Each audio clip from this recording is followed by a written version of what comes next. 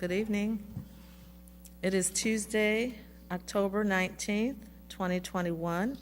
I'd like to call the meeting, the special meeting of the Peoria City Council to order.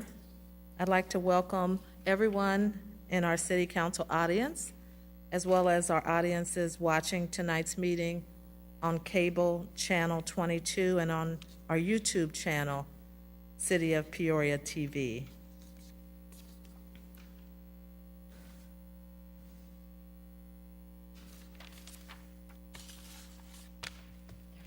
The council mics are open. Could you please call the roll? Mayor Ali, Councilmember Allen, Councilmember Sear, Councilmember Grayup, Here. Councilmember Jackson, Here. Councilmember Jensen, Councilmember Kelly, Here. Councilmember Euler, Councilmember Regenbach, Here. and Councilmember Ruckriegel. Present. We have a quorum present, Madam Mayor. Thank you, Madam Clerk. Please join me and stand for a moment of silence, silent prayer or silent reflection, followed by the Pledge of Allegiance. Of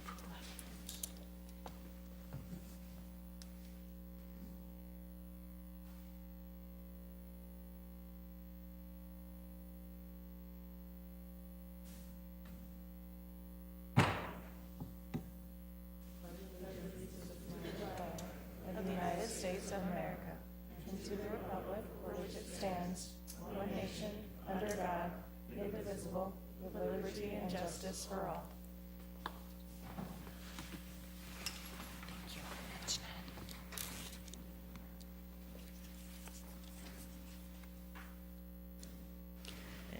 We have no minutes to approve tonight.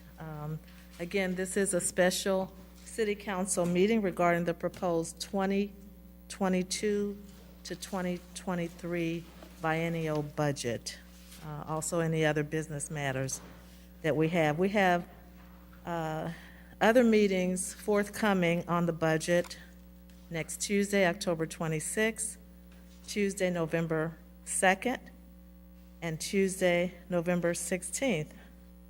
Might be possible, if we're lucky, that we actually approve a budget on by November 16th. I hope that's the case. Madam Clerk? Madam Mayor, if I may, I had missed a council member on our roll call. I need to call Councilmember Velpula. Thank you. Thank you. We are at regular items. 21-318 is a communication from the Mayor and Corporation Council with a request to approve the declaration of local state of emergency. Can I get a motion to approve? Councilmember Kelly, seconded by Councilmember Regenbach. Any comments, questions? Please cast your ballots.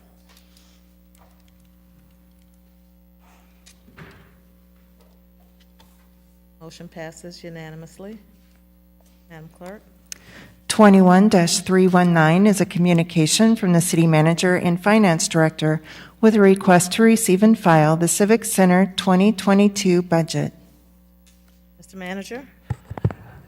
Thank you, Madam Chair. We have with us this evening Rick Edgar and Matt Bartolo from the Peoria Civic Center Authority and the Peoria Civic Center, who are here to talk about their 2022 proposed budget, and then we'll need a motion from the council to receive and file the budget. Okay. Gentlemen?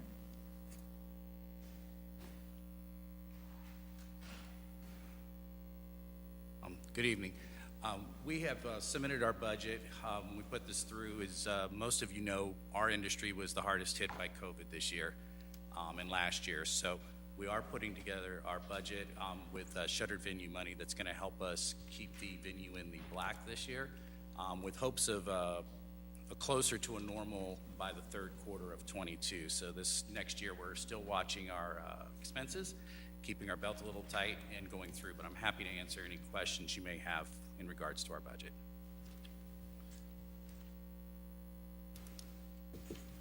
Any questions, council? Get a motion to receive and file, Council Member Jensen. Thank you, Madam Mayor.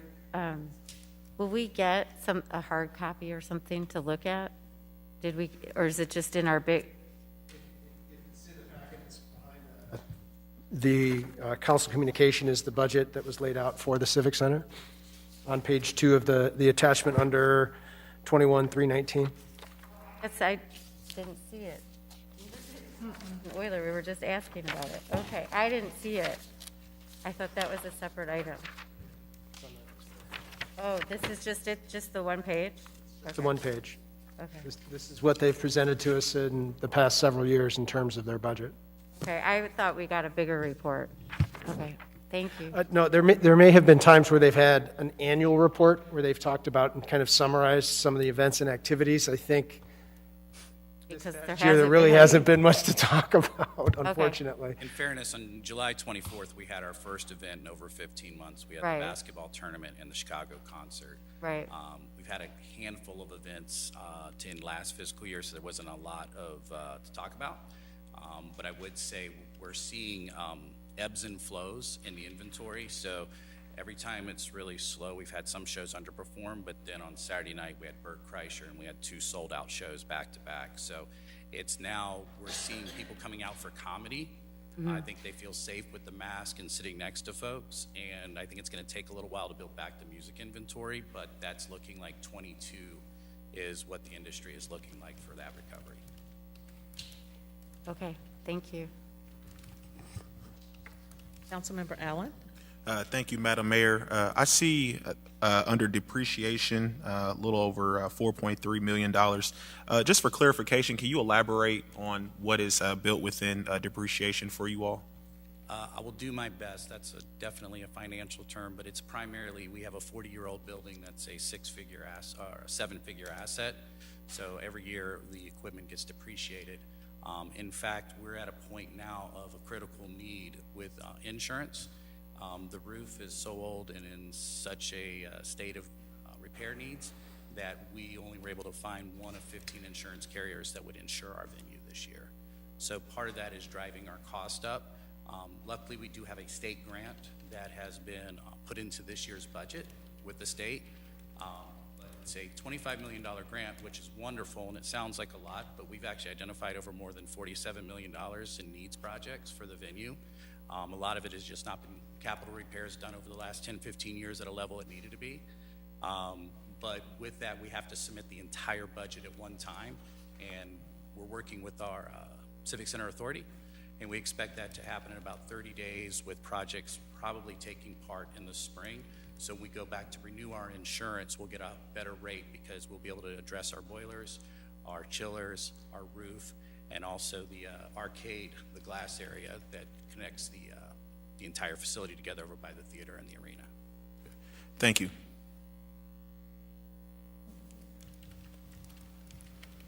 If no other questions, can I get a motion to receive and file?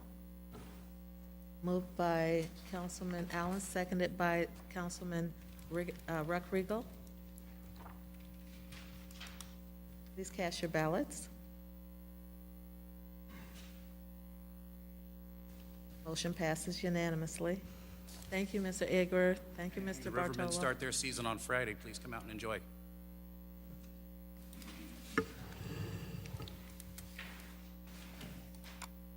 Madam Clerk?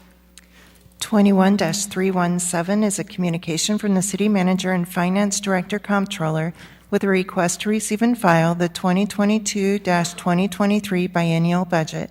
And on your desk, there is a handout of a copy of the presentation that will be given tonight. And you've received a lot of extensive information, a thick budget book, and you'll receive a PowerPoint presentation from the manager. What I'm hoping that we can accomplish tonight is to have the manager overview all this information, answer any questions that you have. There's some questions that he may be able to answer tonight, and then take questions, additional questions that will require a report back for the next time that we meet. Hopefully all those questions can be answered by the next special meeting that we have. So I'm not expecting any action tonight, but that we can get all questions answered and have a thorough presentation. Mr. Manager? Thank you, Madam Chair.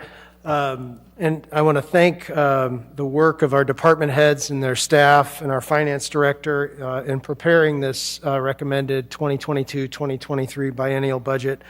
I want to, obviously tonight kicks off the point in time where we pass this budget on to you as the City Council to deliberate on it and to ask questions of us and to make any suggested changes to it that you see fit. So we look forward to working with you here over the next several weeks to prepare the budget for the city. So moving on, as we talk from an economic perspective, and as we look at kind of where we are from a national economic perspective, we've seen that economists have anticipated that GDP growth for the U.S. will be 5.6% this year, and then 4.0% in 2022. They also have said that the inflation that we've seen over the course of this year should begin to ease in 2022, but the job growth continues to be a concern. And I've liked this chart for a number of years to show the depth of job loss in each of the recessions since the Great Depression. And as you can see, the big blue line is the Great Recession of 2008, 2009. And that red line is the drop that we've seen during this current economic recession in terms of the massive job loss that occurred as part of the COVID-19 pandemic, and then where we are today. And we're still several percentage points, probably about 3 percentage points below the employment levels that we were at pre-pandemic. In addition, our unemployment rates, and this chart shows you the unemployment rates for the city, the state, and the country. And with this, what we'll see is that currently national unemployment rates are at about 5.2%. The state's unemployment rate is 6.8%. And Peoria has seen an unemployment rate of 8.5%. But compared to a year ago at this time, it was 13.2%. So we've seen that our metro area has added more than 7,000 jobs in the last year, and that Peoria in the city, we've added more than 1,900 jobs. So that's a very positive trend that's moving in the right direction. So from a top-line perspective, the budget that you have in front of you in the binder for 2022 encompasses revenue of $247.7 million. That's about 8.3% higher. There's $10.1 million of fiscal recovery funds that are included in that revenue projection. The operating and capital and debt, so the overall expenses in the budget total $255.1 million. Operations are at 177.6%, which includes an increase of about 10.8%, and it restores some staff and programs that we'll get into here in a little bit. The capital budget of $57.8 million, which is a 142.6% increase over the prior year. As you all know, we suspended capital projects during the course of the last year. Now our CSO has started, and we're trying to catch up on some of those capital projects. And then lastly, it includes debt service payments of $19.7 million, which are about 4.9% down, as we've looked at reducing debt service payments by taking advantage of low interest rates to refinance and restructure some debt, and that will save us about $1 million annually in debt service payments. So what I'm going to talk about first is where we are in this current year from a revenue recovery standpoint, and then I'll turn the microphone over to our finance director, Kyle Crotty, who is here with us as well, to talk about the revenues and the expenses, and then I'll jump back in when we start talking about capital and the fiscal recovery funds, and we'll kind of walk through the presentation that way, and then we'll get to your questions. But this has been a really good year for the city from an economic standpoint and from a recovery standpoint. And these are just some of the numbers that we wanted to point out to you. Our real estate transfer tax, which is the transfer tax that we get on the sale of property, is up 55%, and that's a reflection of a very good real estate market. Right now, as we're seeing that houses are being sold, we're seeing that transfer tax proceeds are coming in. We're seeing that our home rule sales tax is up 22% over over 2020, and our state sales tax is up 12%. So, we're looking at those numbers from where we anticipated the growth. There's two significant points I want to point out here with sales tax. The law was changed that allows for internet sales to be charged with local sales taxes now. And that has really affected the growth in our sales tax numbers considerably. And it's really providing us a significant boost by having that additional internet sales tax coming in. We've seen that our sewer and stormwater revenues are up 10%. Our licenses are up 3%. What we're not seeing on the local level is that hotel and restaurant taxes have come back as we anticipated that they would. These numbers we're seeing that hotel taxes are still about 32% down, and that restaurant taxes are 2% down. So we haven't quite seen that kind of recovery yet in those revenues that support the Civic Center and the folks that were just here talking about that. On the state side, we've seen some significant state revenue increases that I don't believe are going to be one time. They're kind of the confluence of some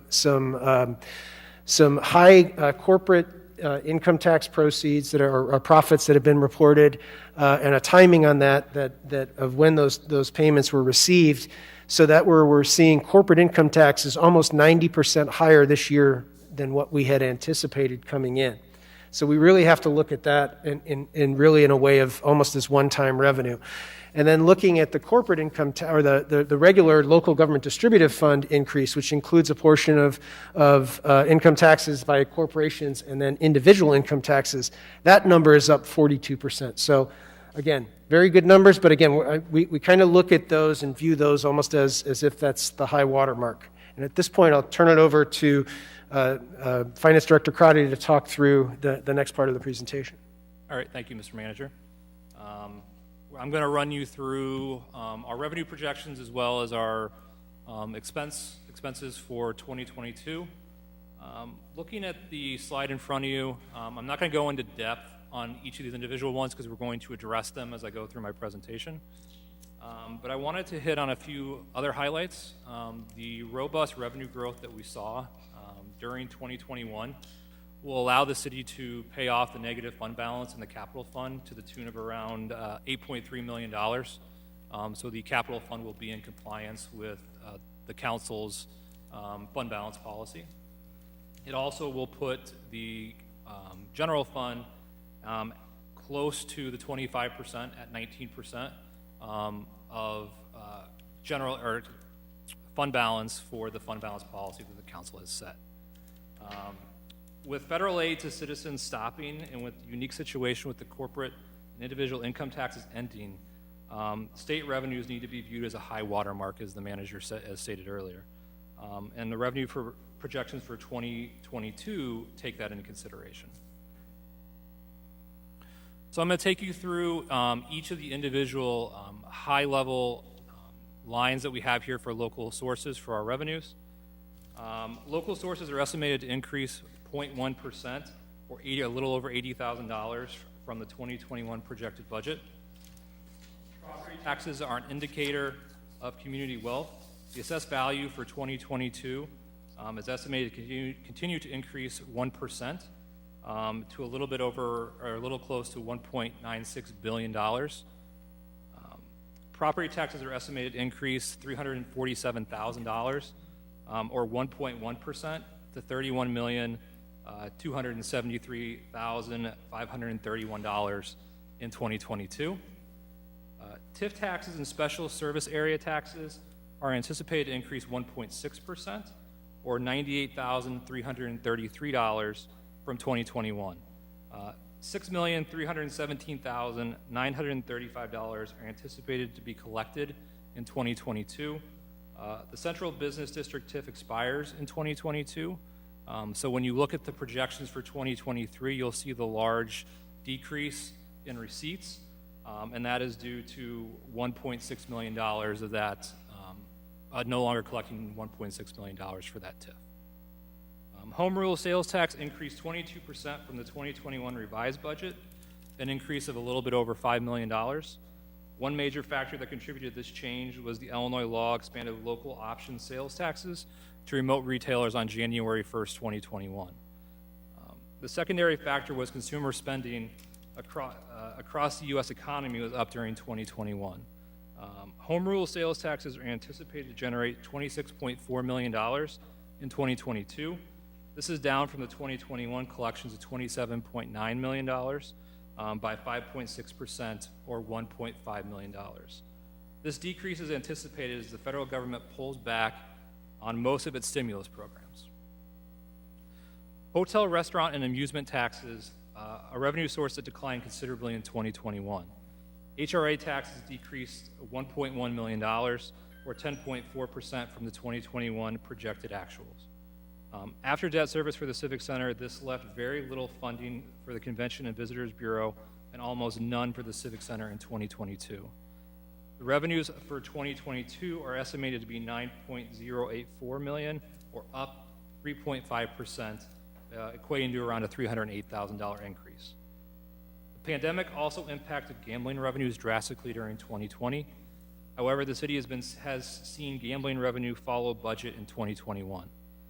For 2022, gambling revenues are anticipated to increase 15.3% to $2.62 million. This is a $346,000 increase from the 2021 projected actuals. Real estate transfer taxes are anticipated to decrease 27% in 2022, down $400,000 to $1.5 million, or $1.05 million. That is more in line with historic collections for real estate transfer taxes. Local motor fuel taxes are anticipated to be flat in 2022 as compared to 2021, totaling $1.8 million. Franchise fees are anticipated to be 4.9%, or $178,000 lower in 2022. Utility taxes are estimated to be 1.6%, or $168,000 lower in 2022. License and permit revenue is estimated to increase 1.1%, or $34,000 in 2022. And fines and forfeitures are estimated to decrease 14.1% in 2022, down to $953,000. At this time, it's anticipated that most of the capital construction costs of the combined sewer program will be funded through sewer rates. Sewer fees in 2021 increased from $5.8 million to $7.36 million in 2021, an increase of 27%. For 2022, it's estimated that these revenues would increase to $8.8 million. The city's insurance charges for operating the health plan and workers' compensation are anticipated to decrease 1.8% in 2022 to $12.7 million due to an anticipated reduction in employees using the city's health care. The city's health care costs continue to moderate. Next slide. The council adopted the Stormwater Utility Fee in 2018. Utility removes the cost of wet weather management from the general fund and bills property owners, even non-property tax paying owners, a fee based upon their impervious area. Stormwater management fees are set to increase by ordinance in 2020 and 2021. The 2021 budget estimated $12 million in stormwater revenue, but stronger than anticipated collections saw an increase of 16.7%, or $14 million in 2021. Staff recommends that the stormwater utility fee be frozen for 2022 at $14 million, and that the increase be based off of inflation for 2023. Combined sewer and stormwater revenues increased 20% for 2022. To help offset the cost of public safety pensions, a per parcel public safety pension fee was established by council in 2019. Current estimates for the public safety pension fee for 2022 is $2,044,700, an increase of 2%. This fee was set to sunset in 2021. However, staff is recommending continuing the fee to help offset the city's growing public safety pension costs. The next slide looks at the state and federal, as well as other sources, revenue side for the city. State sources are estimated to decrease 7.4% in 2022, down $4.6 million. State sales and use taxes were up 11.6% during 2021. This was an increase of $3.1 million over 2020 collections. Just like with the home rule sales tax, the same rules did apply in 2021 with online sales. That's what was a portion of the increase that the city saw during 2021. However, we still view that as a peak collection period. Based upon projections that number is down 4.2% or $1.23 million in 2022. Based upon projections from the Illinois Municipal League, income taxes will decrease 5%, down to $13.9 million from a $14.6 million in 2021. Personal property replacement tax will decrease 21.9% to $9 million, a little over $9 million in 2022. State motor fuel taxes are estimated to be $4.7 million, an increase of 4.1%. State grant reimbursements decline in 2022, a reduction of 13.7%, or $2.3 million for 2022. Federal sources are anticipated to increase in 2022.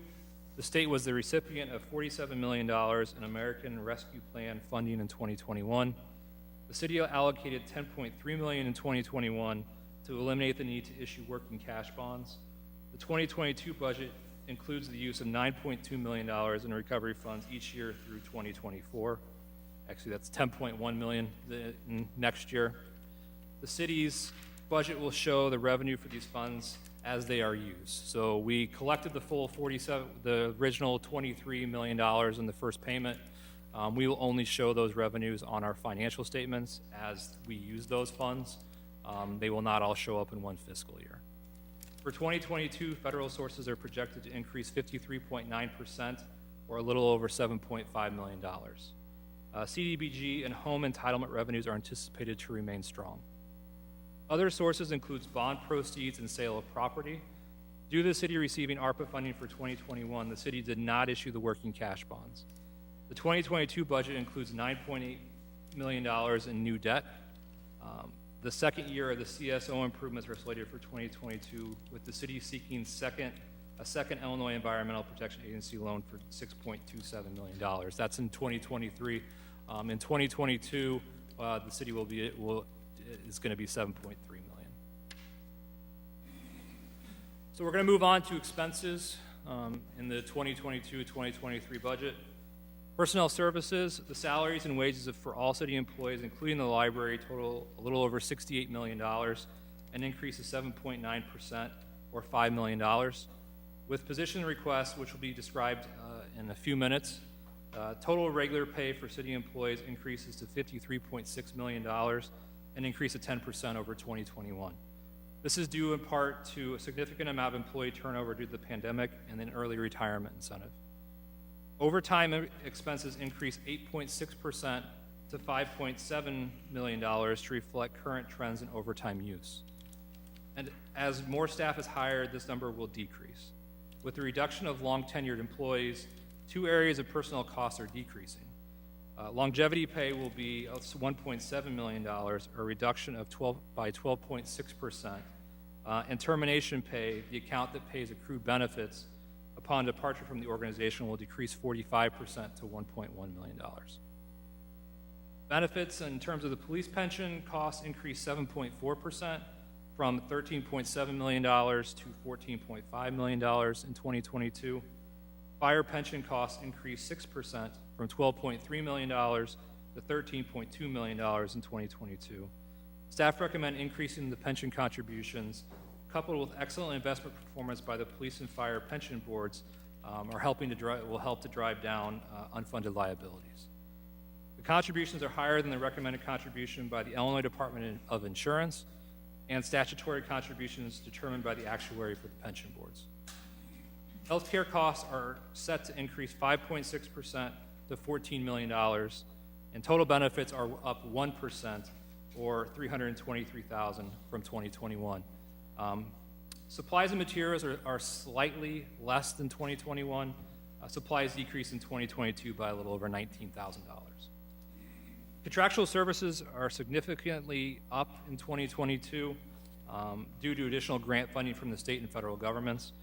The contractual services is up a little over $12 million, or an increase of 19.9%. Stop loss and TPA administration costs are estimated to be at $1.5 million, an increase of 49% over 2021. City health insurance contributions for employees increased 4.2% to $6.7 million. Parking contract labor for the management of the city's parking facilities increases 20.3% to $622,000. Streetlight expenses increase 18.8% to $950,000 as more lights are planned for installation. Forestry increases 110% to $827,000 to accommodate resident expectations for public right-of-ways for mowing and maintenance. Weed and litter expenses on private lots increases 31% to $600,000.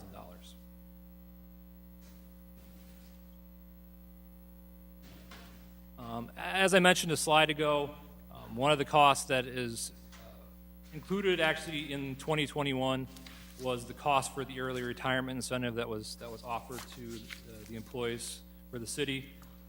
The final cost by that was determined by IMRF to be $3.2 million.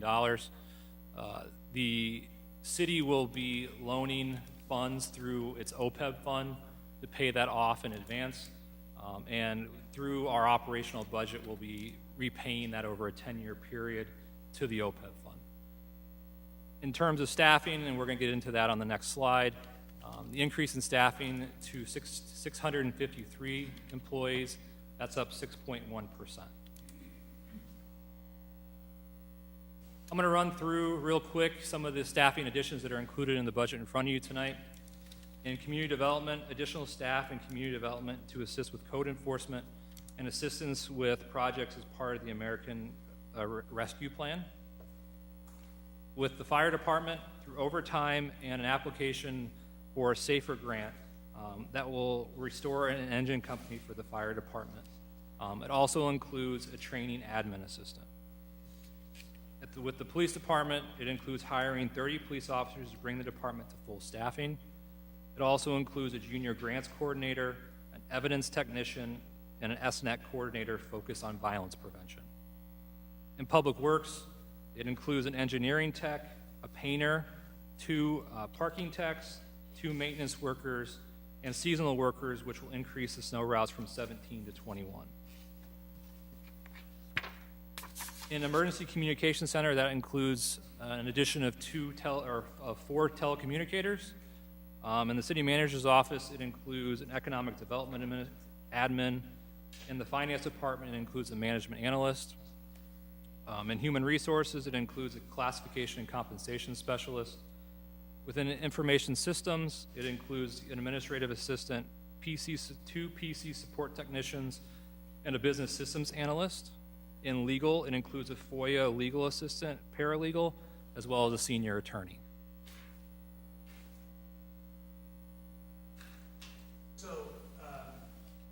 The largest section of funding that we have in terms of a contractual increase is the money for the fiscal recovery funds. And I wanted to walk through what those recommendations are.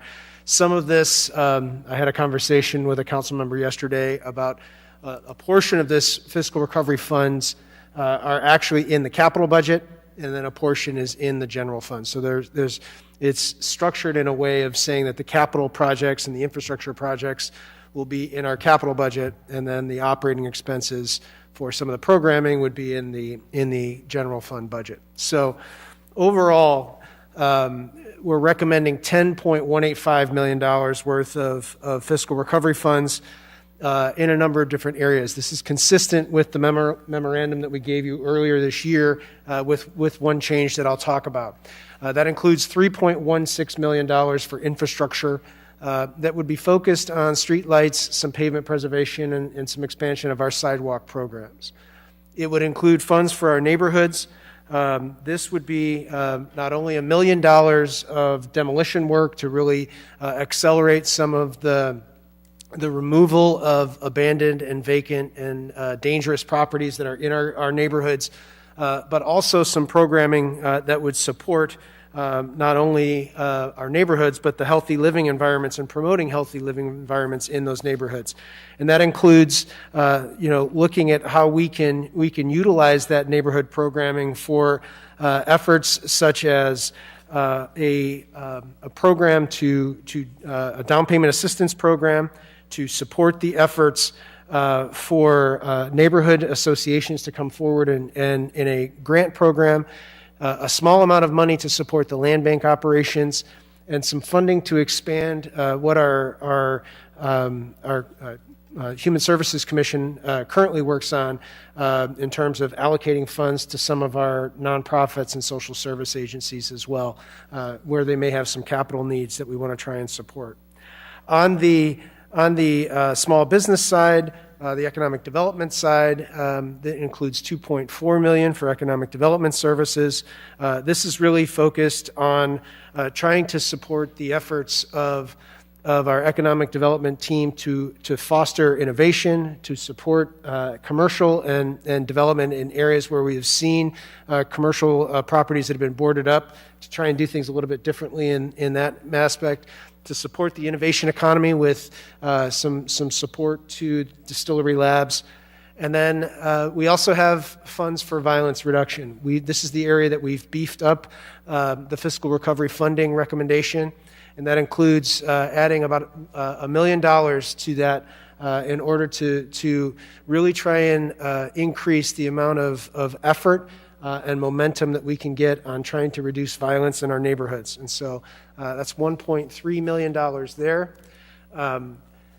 We're recommending $600,000 for health equity, and this is to really help and support the efforts of what the county is working towards, which is to create a health equity fund to focus on the social determinants of health.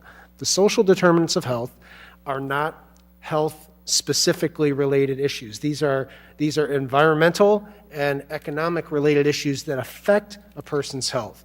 So this would be funding that would still, it's almost as if we're doubling down on some of the neighborhood work in terms of what we would be doing with these dollars.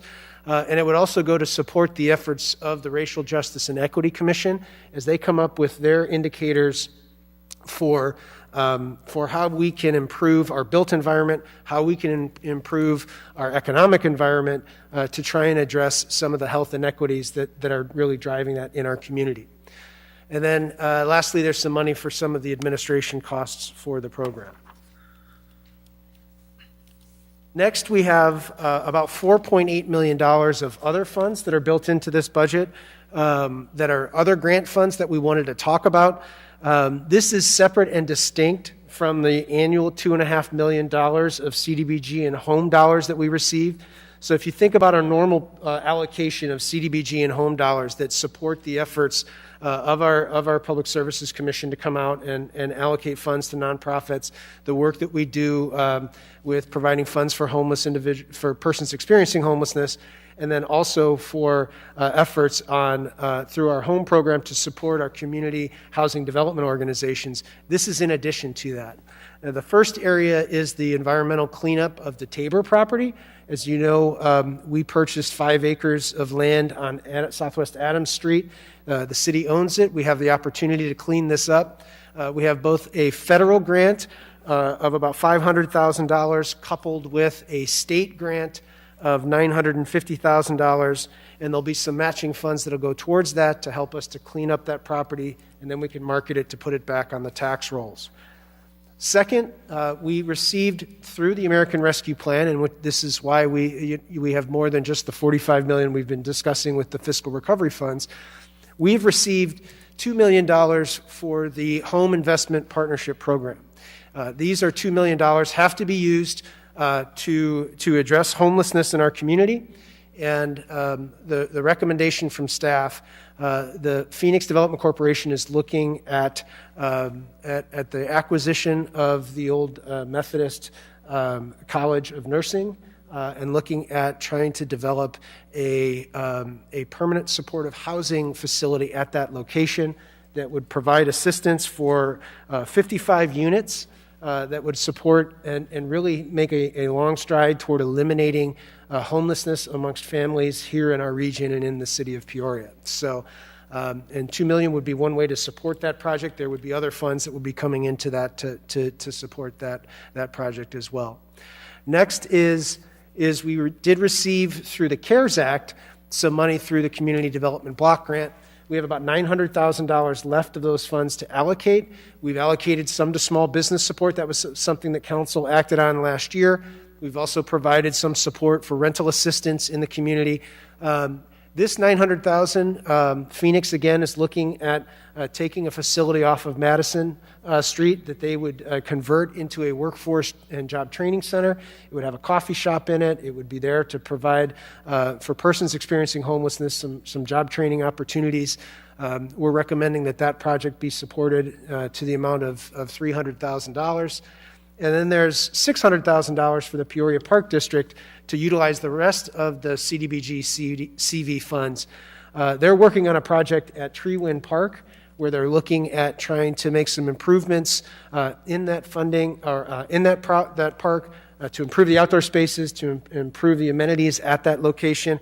And the CDBG dollars specifically call out improvements to park spaces where people can get outside and recreate as being an eligible use of those funds. And so staff would talked with the Park District about this and felt that this was a great use of these kind of targeted CDBG dollars to be able to use them for this purpose. And then lastly, we have $300,000 to support the land bank operations, and the staffing and operations of the land bank are included in this budget. From a support to other agencies, this budget includes $542,000 for the Convention and Visitors Bureau, $341,000 for the Civic Center, $100,000 for Arts Partners, $100,000 for the Downtown Development Corporation, $75,000 for the GPEDC, $100,000 for Distillery Labs, which is part of the American Rescue Plan funding, $278,000 for our contract for animal control services with Peoria County, and nearly $3 million of TIF subsidies are included in this budget. And again, the TIF subsidies, when the Central Business District TIF falls off next year, we'll see in 2023 about $1.6 million of subsidies will fall off the books to developers and private entities. Now moving on to capital, we'll talk about the 2022 Community Investment Plan. As we mentioned, it's $57.8 million.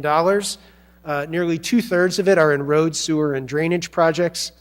78.8% of this CIP directly impacts citizens, and the remaining 20% really goes for tools, technologies, and facilities that helps our departments and our employees to support the efforts of the community and what they're trying to do to deliver services. So within the CIP, we have $4 million that's being recommended for 2022 for development-related expenses.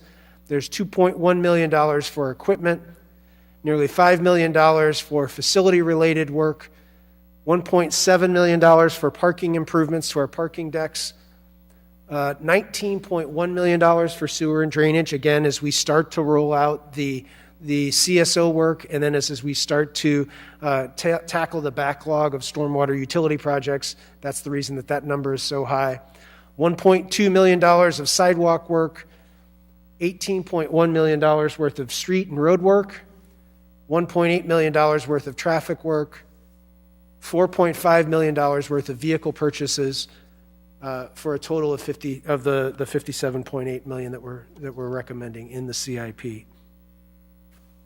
From a major capital project perspective, obviously the $6.3 million for the CSO being the largest. The Glen Avenue project from Moore Memorial to University is the next largest project as we move forward with that. We'd like to pilot a Green Street pilot project in District 5, and we have a recommendation for Deerbrook Drive that we would look at putting together a Green Street in Deerbrook to see if we can't use permeable asphalt, to see if that's going to work on a kind of a neighborhood basis. So we're recommending that as a project. We have the Adams and Jefferson one-way to two-way conversion project here in downtown. Western Avenue from Adams to Lincoln continues. $2.7 million for fire fleet replacement. This includes not only one truck, but also includes 2 engines as part of that recommendation for replacement. We have the reconstruction of Allen Road from War Memorial Drive to Northmore, which borders Districts 4 and 5. And then we have the Les Bergston Public Works building as a recommendation. Next, we have the fleet recapitalization for our vehicles other than fire fleet. We have stormwater infrastructure improvements of $1.5 million. We have $1.4 million for the Harrison School demolition. $1 million of this is anticipated to be a federal earmark. There's $1.4 million for roadway infrastructure projects. There's $1.4 million for the Glen Avenue portion of the county project. This is the city's portion of that project. There's the drainage repair program at $1.8 million. There's a culvert at Abington and Madison Avenue that needs to be replaced at about $1 million. And then we have sidewalk projects and ADA ramp projects, demolition and clearance, and storm sewer lining projects. So those are the major projects that we have that are recommended as part of the 2022 capital spend. Looking at the city's existing debt, debt service decreases 5.4%, or a little over $1 million, to $9.7 million in 2022. The city has been aggressive in analyzing its debt portfolio and capitalizing on savings whenever possible. This has been extremely critical as the city has navigated the last 2 years of the pandemic.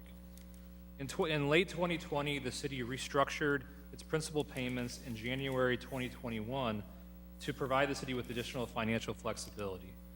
Also during 2020, the city refunded its 2011A and 2012B bonds with an estimated savings of over $700,000 over the life of that debt issuance, which will be paid off in 2028. During the spring of 2021, the city refunded its 2010D HRA tax-backed debt with savings of over $1.3 million over the life of the remaining debt, which will be paid off in 2026.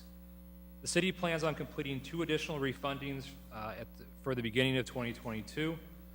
With the legislative expansion of the hospitality TIF, the city was afforded the ability to refund the 2012A bonds.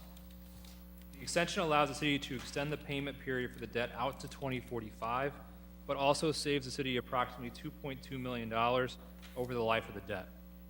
The second refunding will be of the 2011B, 2013A, and 2014A bonds, which will have an approximate savings of $1.5 million over the life of the maturity ending in 2034.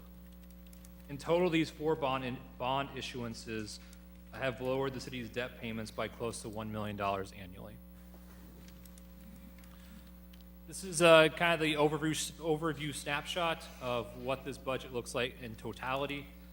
The robust revenue growth afforded the city the ability to eliminate the $8.3 million negative fund balance in the capital fund, as we mentioned earlier, and will move the general fund considerably closer to the 25% fund balance policy. Unobligated general fund balance at the end of 2022 is projected to be $18.1 million, or 19% of the 2022 operating expenses. In totality, looking at all of the funds for the city, this budget estimates using reserves as capital spending has increased. In 2022, it's a little bit over $7.4 million, and in 2023, it's $2.8 million. The following chart shows the city's 5-year budget with the current spending trends, revenue trends, and the implementation of the CSO, but no additional funding sources for public safety pensions. Revenues declined from $24.7 million in 2022 to $235.9 million in 2026, mostly due to one-time revenues in 2022 and 2024. However, expenses declined from $255.1 million in 2022 to $241.9 million in 2026. The city will spend nearly $22 million of cash over the next 5 years with no change. Most notably, over the next 5 years, the city does not have a surplus budget. This next slide looks at the projection with the inclusion of some revenue for public safety pensions. The General Assembly places rate limitations on many property tax levies. However, the levies that pay for retirement do not have rate limitations. The City Council can set the levies to meet the needs of each of the retirement funds, police, fire, or IMRF. The following chart shows what the city budget would resemble if the pensions were funded with property taxes and no additional reductions were made to operations. Revenues excluding recovery funds would grow from $242.4 million in 2022 to $243.9 million in 2026. Expenses would decrease from $245.8 million in 2022 to $241.9 million in 2026, primarily from less capital spending coming out of the pandemic. Instead of spending nearly $24 million in cash over the next 5 years, the city would be increasing their fund balances to the policy level sought by the council. The city would increase general fund balance by $11.8 million and overall fund balances by $13.7 million. Unrestricted fund balances would be $32.4 million, or 27% of general fund revenue or expenses, slightly above the council's reserve policy for the general fund. This is the essence of the structural imbalance the city is facing. Ensuring that public services are delivered and keeping tax rates as low as possible is a laudable policy goal, but also ensuring that public services will continue to be maintained and that meeting the obligations of our public safety employees is important as well. The levy that would be needed to not have to cut public safety positions or other vital services amounts to $4 million per year in 2022 and 2023. By 2024, the city would not have to increase taxes for pensions, but the city is also not out of the woods.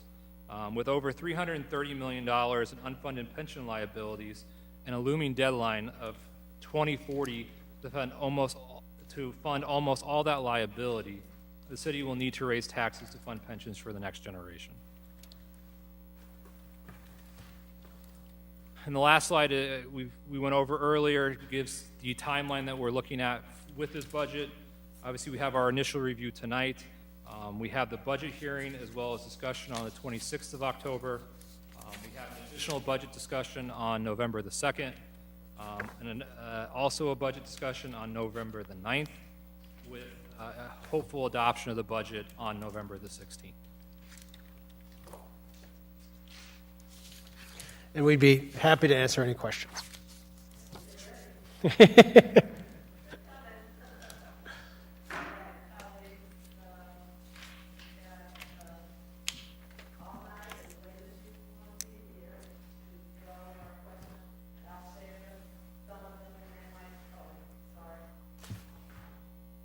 Thank you, Councilman Kelly.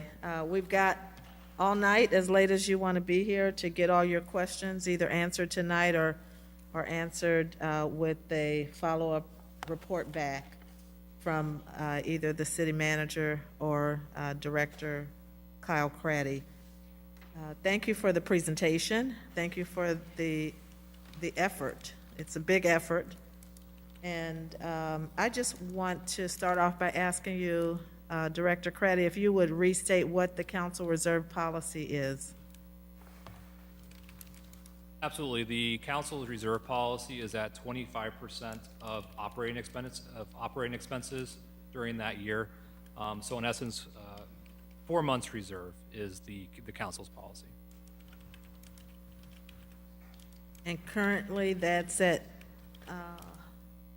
is that an optimal amount, or is that like the minimum that's recommended? The budget in front of you tonight has the fund balance increasing to, or at the fund balance at 19%. So we are about 6% shy of council's policy. Okay. Thank you. Councilmember Allen? Thank you, Madam Mayor. Thank you, Director, Mr. Manager, for the presentation tonight. Just a couple of questions. So I noticed that it's been recommended regarding the American Rescue Plan dollars that we allocate a little over $10.1 million for the next 4 years. A couple of weeks ago, there was an appetite around the Horseshoe informally to front load those funds. How do we land at the $10.1 million? Well, I think what we tried to do with that increase was to try and add more dollars on the front end to front load that. I think that it is, if council has a desire to put more money in, take more money out, it would mean that in 24 and or 23 and 24 and 25 we would have less money that would be available for us to spend. So if you recall, the money has to be obligated by the end of 2024 and spent by the end of 2025. So. Thank you. And my second question is regarding the understaffing for the fire department. I had a question about the SAFER grant. What is the sunset of the SAFER grant if we are able to obtain that? So the way the SAFER grant works, it's usually 3 years of federal funding for both salaries and benefits, coupled then with 1 year of maintenance of effort that you would have to keep the firefighters on. So in essence, you would be federally funded for a 3-year period of time, coupled with 1 more year of keeping them on before you could make any adjustments to your staffing. Okay, and another clarifying question. So based off this current proposed budget, we would restore an engine and then essentially sustain it through overtime and then still apply for the SAFER grant as far as to add additional personnel to staff that engine in addition to the overtime, essentially? Is that what we're trying to do? So the recommendation would be that beginning January 1 that we would staff an engine company, so staff 3 positions on overtime until we heard from the federal government where we were on the SAFER grant. Once we knew if we were successful, then we would be able to hire those positions to fill those spots. One thing that we have to do is when you're applying for this federal grant, they're going to look at your staffing complement, and you're going to be adding to that staffing complement. And so that's one way that we felt that we could address this and approach this in a prudent manner, and quite frankly, still go after some federal funds to support our efforts to restore the fire department and to support our efforts. And I think which is what we're going to try and do and what we're really focused on within this entire budget, which is to try and be aggressive about securing state and federal funding over the next several years. The level of federal and state funding that's out right now is unprecedented, and we need to be taking advantage of every dollar we can get in order to be able to deliver services to our community. Okay. And then my last question. Under capital projects, I got excited because I saw Allen Road Reconstruction. So are we speaking, as soon as you turn off War Memorial, you get on Allen, you pass I believe it's the doctor's office to the right, all the way into Northmore. We're talking about a complete reconstruction where it currently has to slow down to 5 miles per hour sign. Yes, that is correct. It's probably, from an arterial perspective, probably the worst stretch of arterial street we have in the city right now. Okay, thank you. I yield, Madam Mayor. Thank you. I want to follow up on some of the questions that Councilman Allen asked. The original recommendation for use of the ARPA funding, this time it's at 10 million. What was that original? It's 10 million. 185. What was the original recommendation? The original recommendation was 9.185 million. So we've increased it by $1 million with the recommendation that money be dedicated towards violence prevention, increasing the amount of funds towards violence prevention. Okay, so about $1 million increase over what was recommended previously. And then related to SAFER grant applications, how many firefighter positions would be requested through a SAFER grant? We would look at applying for 11 positions, which would fully staff that engine company 365 days a year. Okay, that would be 11 positions. And can you come back with the estimated cost of Yes. what that would cost to fund 11 positions? Yes. Okay. Councilmember Jackson? Thank you, Madam Mayor. I had just a couple of questions. I know early on with the American Rescue Plan, the council initially voted to restore those jobs that were on furlough. And I think we also talked about the $10 million towards the bonds. I noticed we have support to other agencies, and we've already allocated $100,000 to the American Rescue Plan. Did we as a council vote on that, or? No, what I just wanted to highlight was some of the support that we were providing to other agencies kind of over the entire budget. My recommendation, and it's in the budget, and council can certainly change that, that's your purview, was that we take out of the recommended additional spending for this year, out of that $10.185 million, that $100,000 would be for distillery labs to support the innovation efforts that they're working on for small business in our community. Well, I was under the impression that the council would be pretty meticulous about how the money would be spent, and we would also focus on those areas that the public listed as priorities in their surveys. And so I think as we look to allocate the American Rescue Plan funds, we need to be as focused as we should with regards to what the public's priorities were on those surveys, and also on those areas that we as a council deemed as important. So up to now, we've only identified 2 areas. That's correct. And so moving forward, I just want to make sure that we don't come across as not being as transparent as possible with regards to what the public wants and, what they indicated in the survey as those areas of importance. And I think from staff, my only response would be from staff's perspective that the public responded saying that they wanted to support local businesses, they wanted to support that, and we feel that this is an appropriate investment to make to support innovation in our economy and the small businesses that will be working to try and come out of that and spin out of that and hopefully hire more people in our community. And I agree, but I agree also that we as a council have to make those decisions collectively. Yes, and I agree with you. This is now council's time to talk about what you would like to spend it on and how you would like to do that. So, yes. Okay, and my last question has to deal with, you talked about grants for neighborhood associations.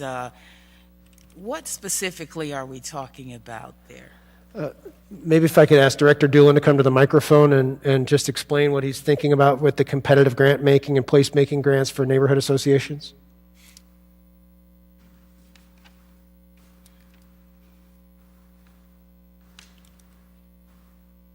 Yes, thank you, Mr. Manager. Over the years, staff has seen other communities that have launched kind of competitive mini grant programs for neighborhood associations to apply for activities, to increase engagement, increase participation. One of the things that we've noticed really, and the pandemic actually accelerated that, is kind of the loss of community engagement and the loss of membership to neighborhood association, and just creating a grant process that will award specific grants to neighborhood associations, neighborhood groups, to work with staff specifically to implement those projects to really increase their numbers, increase citizen engagement, increase their neighborhood appreciation. Okay, and thank you, Director Doolin. My last question had to deal with, this is not listed, but I know we talked a lot about infrastructure and demolition, and I just need some clarification. I know you had listed that Harrison School was one of those areas slated for a federal grant that would go towards demolition.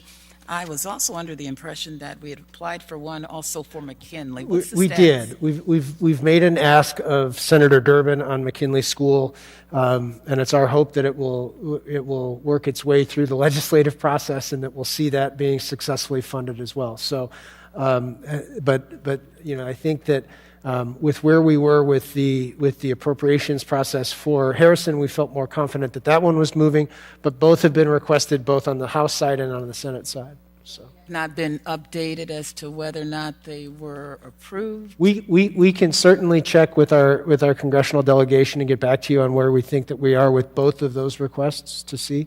Okay, thank you. Yeah. Good questions, and those are, it used to be called federal earmarks, now they call it congressional directed funding or community directed funding. We don't know where things are going to land. We do know some of those projects move forward from appropriations, and we're very hopeful to get that, but there's just no guarantee, based upon kind of what's happening in Washington right now. So fingers crossed, right? Fingers crossed. There's a lot on the line there. Just before we go to Councilman Kelly, can you identify those 7 areas that were, we received feedback from the survey? Are those handy? Sure. 7 areas? So within the quantitative survey, the top priority was infrastructure. That had the highest ranking, then followed by neighborhood revitalization, then business support, and then equity-focused services. When it came to the quantitative or the qualitative surveys, were the open-ended responses, we saw 507 responses that were focused on addressing the negative economic impact, 160 responses that said replace public sector revenue loss, 81 responses that said support public health response, 70 responses that said support infrastructure, and 24 responses that asked for premium pay for essential workers in the community. Thank you. Councilmember Kelly? Thank you, Madam Mayor. Mr. Manager, to go back to the SAFER grant, are you implying or that if we staff up that engine company through overtime, that makes us look better for a SAFER grant? I'm saying that we reduced an engine company due to COVID, and we have a staffing level right now that's at 177 FTEs. I would want to apply for that grant at 177 FTEs, and then should we be successful, we would move it up by 11. If we increase that staffing level, that's now your new floor. So, Okay, so bringing back that company and staffing it with overtime does not increase the head count for does the not increase our, it doesn't have anything to do with us looking better or worse for a SAFER grant. It's not a consideration. It's not a consideration for the grant. Okay. It's an approach to help deliver services to the community. All right, thank you. I would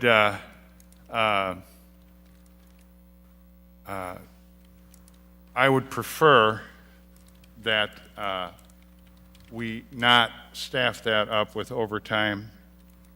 If we get the SAFER grant, that's great, and then we staff it up.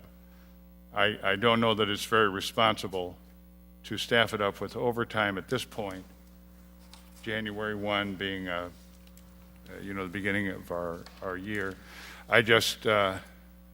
I would sooner wait until we get the grant or don't get the grant. If we don't get the grant, Mr. Manager, we've set ourselves up for more financial problems, it seems to me. Secondly, I think I read in here on police, which I agree with. You're talking about adding an attorney, part-time or full-time, I forget, to the police department. Is that full or part? Maybe I could ask our corporation counsel to explain the request that the police chief and the corporation counsel have worked out. Well, I don't know if we need a big explanation. I have a question. Okay. Okay. That's not included on page 12. Is that correct? It is because we're reducing a lieutenant position in the police department and adding a position in the legal department, there's no net change overall. Oh, okay. Thank you for that.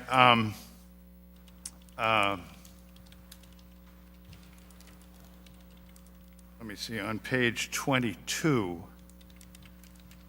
I I hope I'm not misunderstanding what's being shown on that page. Last item, budget estimates using reserves as capital spending is increased. So in other words, we're going to beef up our reserves considerably here this year projected. We are projecting that 2021, we are going to considerably beef up our reserves. Are we going to ding it by 7.4 million in 22 and ding it again in 2023? Yes, because as we've suspended capital projects and suspended the money that we were going to spend on those capital projects, that falls to our fund balance. So then now, over the next 2 years, as we spend more on roads and more on sewers and more on drainage, those balances are going to go down. So we're going to go down to, from our estimate of 19 million, we're going to go down to 9 or so. No, under your projections. What we're in the general fund, and if you go to the budget book,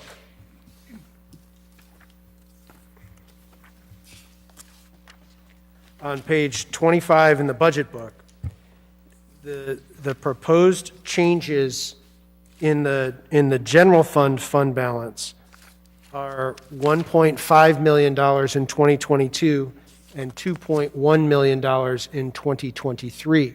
So about $3.6 million of the 19% reserves that we have in the general fund over those next 2 years.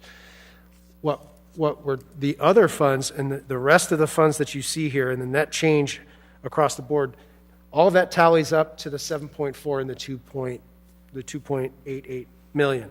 But you'll see the largest amount of spend of reserves comes out of roads, where in 2022 we're spending $5.1 million of motor fuel tax funds that have been accumulated as we draw those down on capital projects, and $3.3 million or $3.23 million in 2023.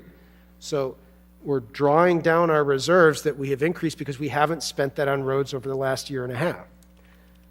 On stormwater projects, beginning in 2022, we spent $3.4 million of our stormwater reserves, and then $1.8 million in 2023. Again, we suspended stormwater projects and drainage projects because of the pandemic, and now we've got the opportunity to spend that and to try to work those down. Okay, Madam Mayor, I'm over my time. May I go on? Go ahead. Thank you. So that's just I don't mind any of this stuff except that we're going to be reducing that. We're going to hit a high watermark as far as our general fund is concerned. Our reserves are concerned. And we're going to be drawing that down pretty substantially according to this budget. I wouldn't say that in a general fund that's $110 million that we're going to be, when we're drawing $1.5 million, that's substantial. I think it's a use of some of the cash reserves that we have in this year. What's not in this is if we apply for the SAFER grant and we're successful, that there's any of that corresponding revenue that would come in from the SAFER grant in year 2, which would lower that dollar amount in the out years. So that's not there. The expense is somewhat there because in year 2022, we anticipated the overtime expense to cover the cost of, and we beefed up the fire department's overtime budget as what's recommended. So that's there in this budget. I understand, and I think perhaps you and I can talk about this a little bit more because I'm not sure I know precisely what I'm talking about. Okay. So. And we're happy to maybe talk through in a report back to you what the fund balance policy looks like and where we're looking at this across the board, because we don't have that same 25% requirement in many of our other funds, because we have, in those funds, there could be capital projects where it's just dollars in, dollars out. It could be a grant-related project that we're going to spend those dollars, and once it's exhausted, there is no fund balance requirement. I can tell you that, like on our federal CDBG and home funds, we don't have a fund balance requirement. It's another grant. When the money's there, we spend it. When it's gone, it's gone. So maybe we can provide some clarity to you and just a simple report back on that as well. That would, well, but I'd like to talk to you about it Sure. as well, but thank you. And finally, on page 23, I'm disappointed, Mr. Manager. I would like to see projections that provide us with a balanced budget for all these years. Then we can talk about whether or not we should raise taxes or cut expenses or whatever. But to present, going out to 2026, an unbalanced budget every single year, and of course, the only way out of this is to raise taxes. I don't like that implication. I'd like to see from you a projection of a balanced budget every year and what that's going to cost us, perhaps. But I think that's our starting point, not a deficit that, oh, and by the way, if we just raise taxes, it'll be all right. Thank you, Madam Mayor. You're welcome. Just a quick question before we hear from Councilmember Greb. The SAFER grant can be used for retention as well as addition of staff. Is that correct? There's the addition of staff and there's the retention of staff as well. We can look at that. Okay. There's two options. Thank you. Councilmember Greb? Thank you. Manager, is the fire chief in the building? Chief, are you here? Can you come to the microphone?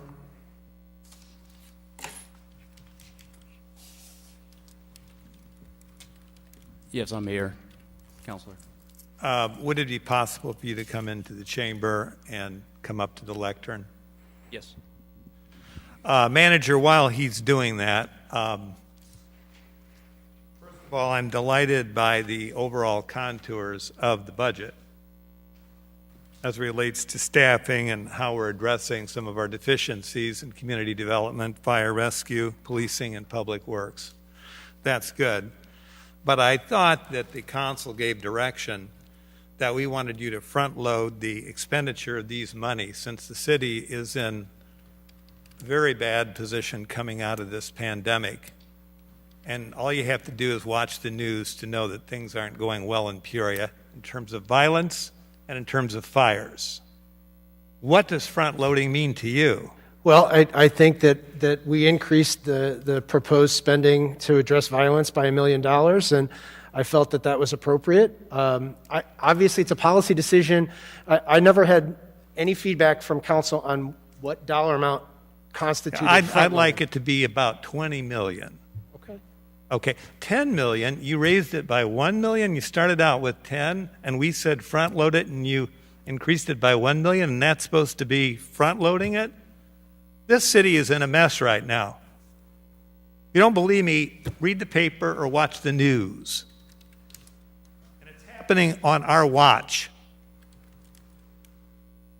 This is no time to be judicious about attacking the problems that are tearing our neighborhoods apart.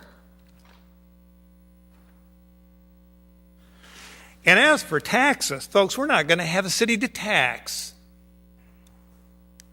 if we don't get some of our public safety issues under control. Chief, thank you for coming into the chamber.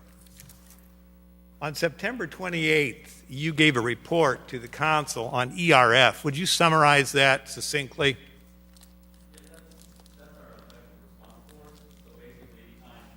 That we have a structure fire, anytime we have a structure fire, you know, the initial response for a confirmed reported structure fire, not just a fire alarm, but a structure fire comes in, we send 5 fire apparatus.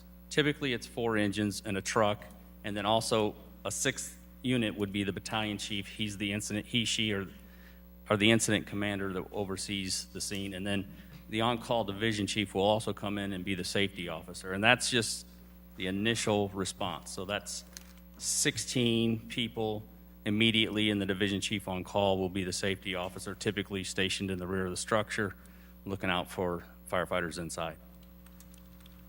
Chief, in this presentation you gave to the council, I could almost see not only the men and women who work for the fire department, but you wringing your hands at what's happened since the closure of Station 8.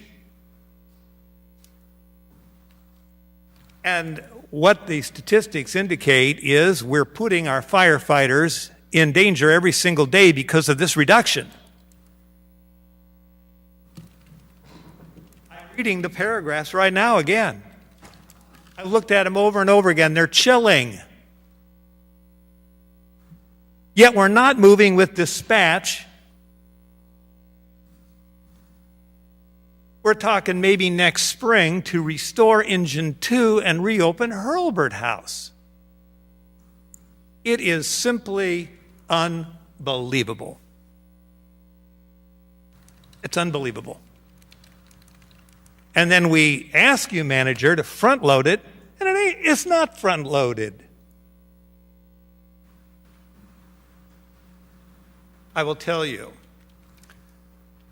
that when we didn't have the money, we argued to make cuts to balance the budget. It took 6 votes. Now we have the money, and we're still dragging our feet.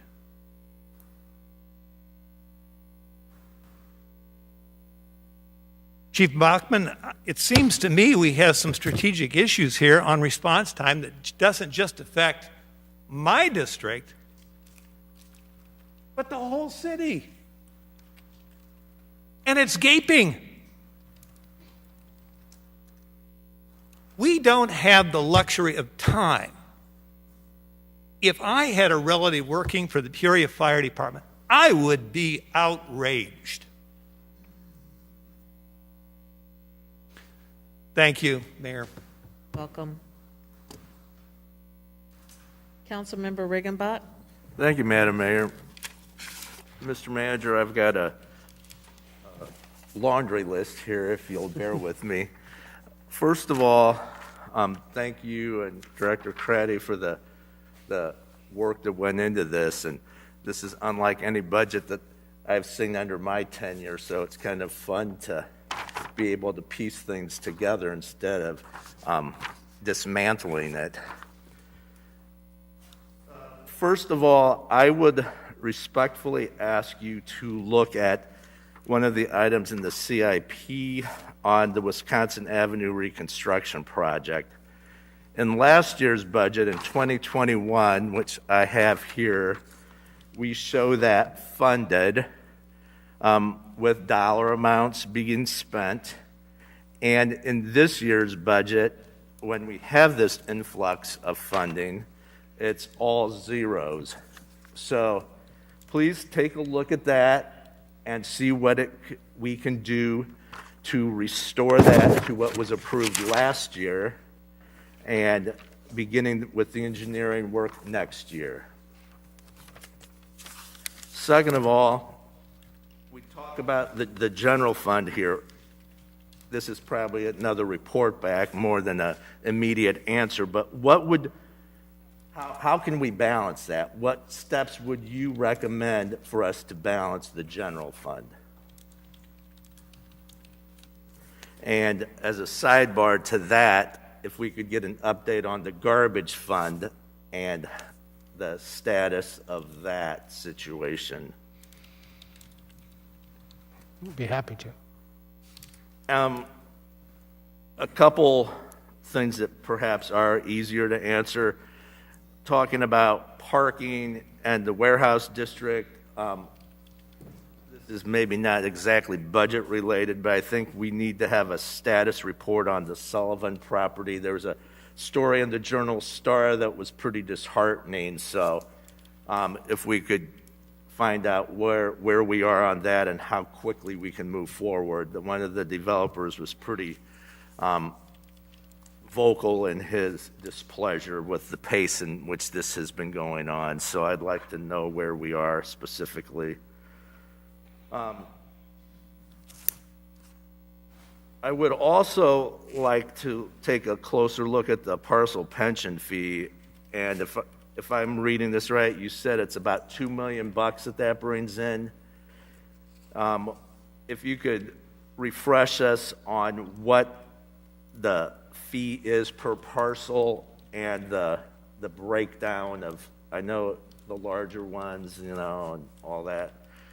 I think as I recall, when we approved that in 2019, that the caveat was that we were going to have some public input to discuss that in the future before we extended it. So how we move forward, having not done that, I just want to make sure that we have a full discussion on that.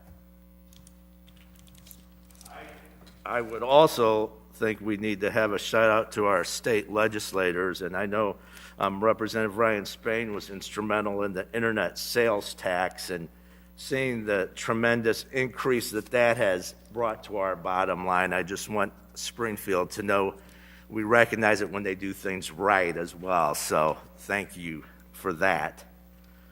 Now, the subject of front loading and being what I would say more responsible in our spending, I think we're incredibly front-loaded here. What's the reality? What's the possibility of having 30 new police officers on the street? We're budgeting for that. We know they have to go through the state institute for that. How many do we have? 30 slots for next year? We have 30 slots allocated through the training academy, the police training academy. They're staged over the course of 2022. Maybe if I could ask the chief to come to the microphone and just explain the timing of what what that hiring might look like, because we actually have been in the interview and selection process kind of as we speak. So, chief. Evening. So the slots that we have, we slated for 10 slots January 17. The same for May 9th, and then on September 12th, we have another 10. So it's a total of 30 slots. Just met today with HR on what our recruiting strategies are going to be to move forward and make sure we get these slots filled, whether we just need to stay at PTI. Can we put officers into another academy like Decatur or DuPage? So we're looking at these other avenues, but we do have the slots available to us already. It's a matter of getting those bodies in it. And I know you've been very taking a good look at the recruitment strategy. Are you confident that we're going to have the pool of candidates to fill those slots? Yes, if we move with IO Solutions is the one that has our exam, and they now have a process of doing it online, and we want to start pushing these out to these military transition centers, to the universities, and really pushing that there's an online format to take the exam and then look at the format of how we get them down here to do the physical and the psychological and the interviews and all of that. But we really need to get the exam out there to create a bigger pool. Well, we're excited to see that, and the possibility of having 30 officers going through training. I think we can all applaud the efforts on that. So thank you, Chief, for your work, and please keep us updated as those things come into play. Yes, sir. And Chief Bachman, I would just tell you that we recognize the concerns that you raised, and clearly the cuts we made last year were a clear response to the financial situation. So again, and any new employees we hire, this isn't a one-time spend like it would be for Wisconsin Avenue, for instance. So I really appreciate the creativity and the thinking here with the SAFER grant, and be interested to talk offline about some of the specifics of how that plays out. So getting through 11 new firefighters would be a huge step from, is that, what would that do for you if that SAFER grant came about and we were able to restore those 11 positions. Yeah, that would mean an engine company. So as you know, we staff 3 people per machine. That's the staffing minimum. And so by the time you count, paid time off and other things throughout a fiscal year, that really equates to 11 positions or 11 new firefighters. So fundamentally, you're staffing 3 people per machine for all 3 shifts. That's 9 people. But by the time you count accrued time off and things like that, it takes 11 bodies to keep that machine running 24/7, 365. Another part of the discussion, I think, as we look at that is going to be the dispatch. And I know a lot of the recommendations about which calls you go on and which ones you don't have been implemented. And I understand there's actually an RN at the dispatch center now who's helping coordinate so that the right resources are sent to the right emergencies. And I think that's going to be an important part for us as well. So we appreciate the leadership that you've offered thus far and look forward to taking this to the next level as well. I would just respectfully say to my colleagues that I think there's a lot of good things happening in Peoria right now, and whether it's the 30 police officers, the possibility of restoring some of the public safety cuts, I think we can be proud of the way that we've handled this situation in the last 18 months. I think we can be proud of the fact that Distillery Labs is up and running, and again, we've had assistance from the state and OSF on that. I mean, to see that come into fruition, to help instill that entrepreneurial spirit, and we talk about small businesses, so offering them that support, I think, is critical. I also would just say to the team here that put this together that having ARP and CV designated on some of these items is really helpful for us to differentiate where these dollars are coming from. So more to come, obviously, but appreciate the efforts so far, and thank you, Madam Mayor. Thank you, Councilman. Before we hear from Councilman Euler, I'd like to expand my request for a report back on the cost. You were going to get the cost of 11 firefighters. I'd also like to see the cost of 9, the cost of 6, and the cost of 3.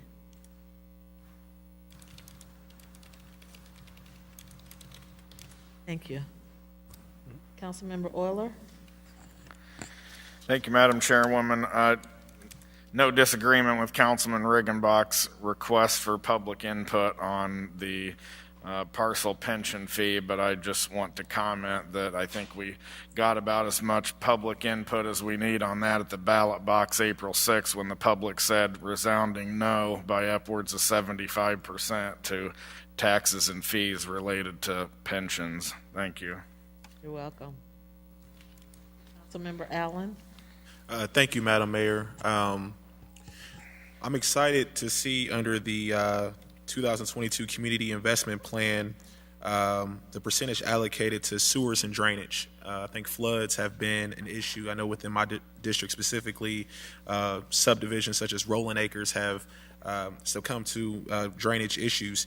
Can we talk about how we're going to spread the metaphorical wealth addressing drainage issues in our city? Because I have constituents, and I'm sure many others around the horseshoe, that they're paying the Stormwater Utility Fee, and they're not seeing the benefit of why they're paying that fee. And so what is going to be the plan to have a method of equity as we try to address drainage issues throughout the city?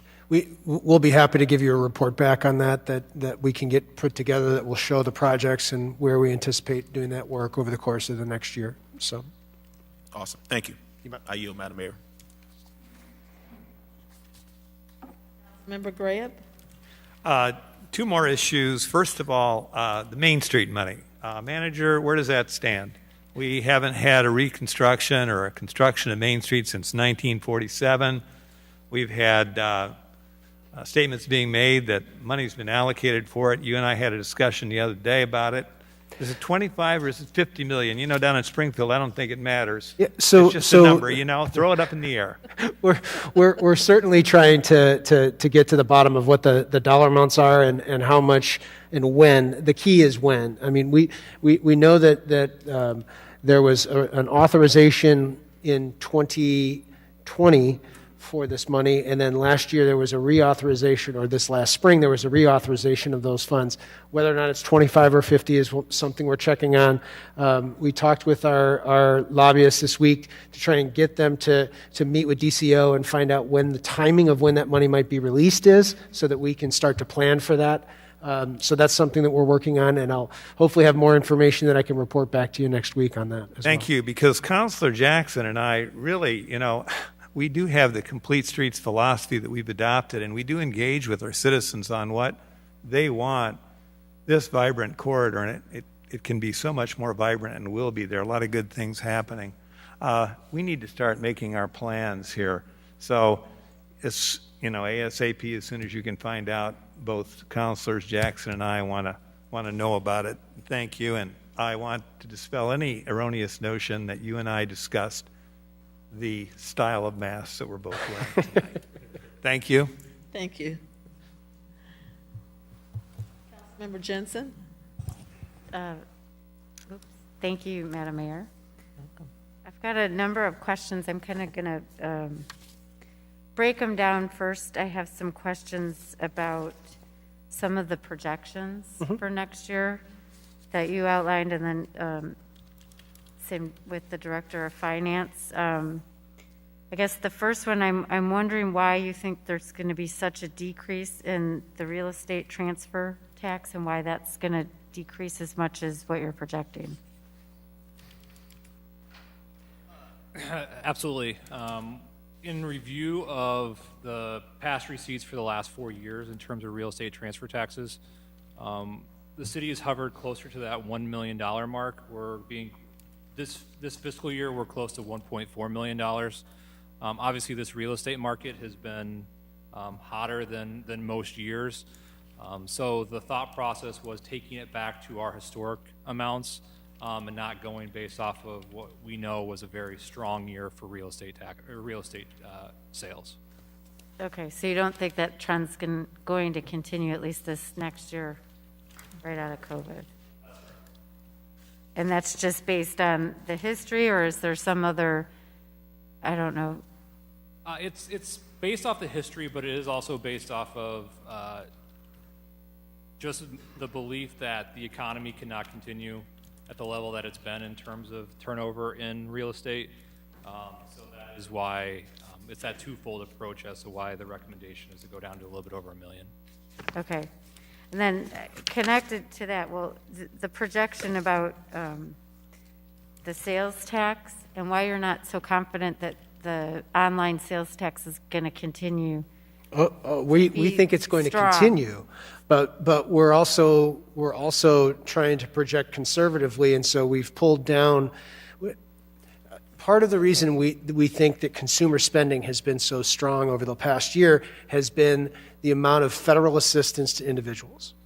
And as that tails off, that amount of liquidity in the consumer is going to be gone, and that is going to mean that they're not going to be able to spend like they've been spending this year.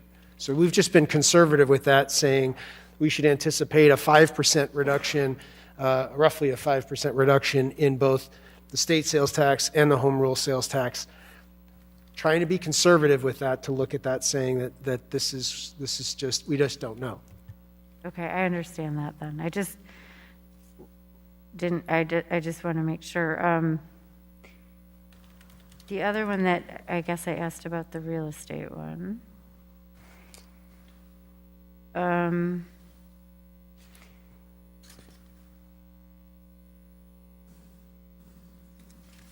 For the, I had one more I thought here.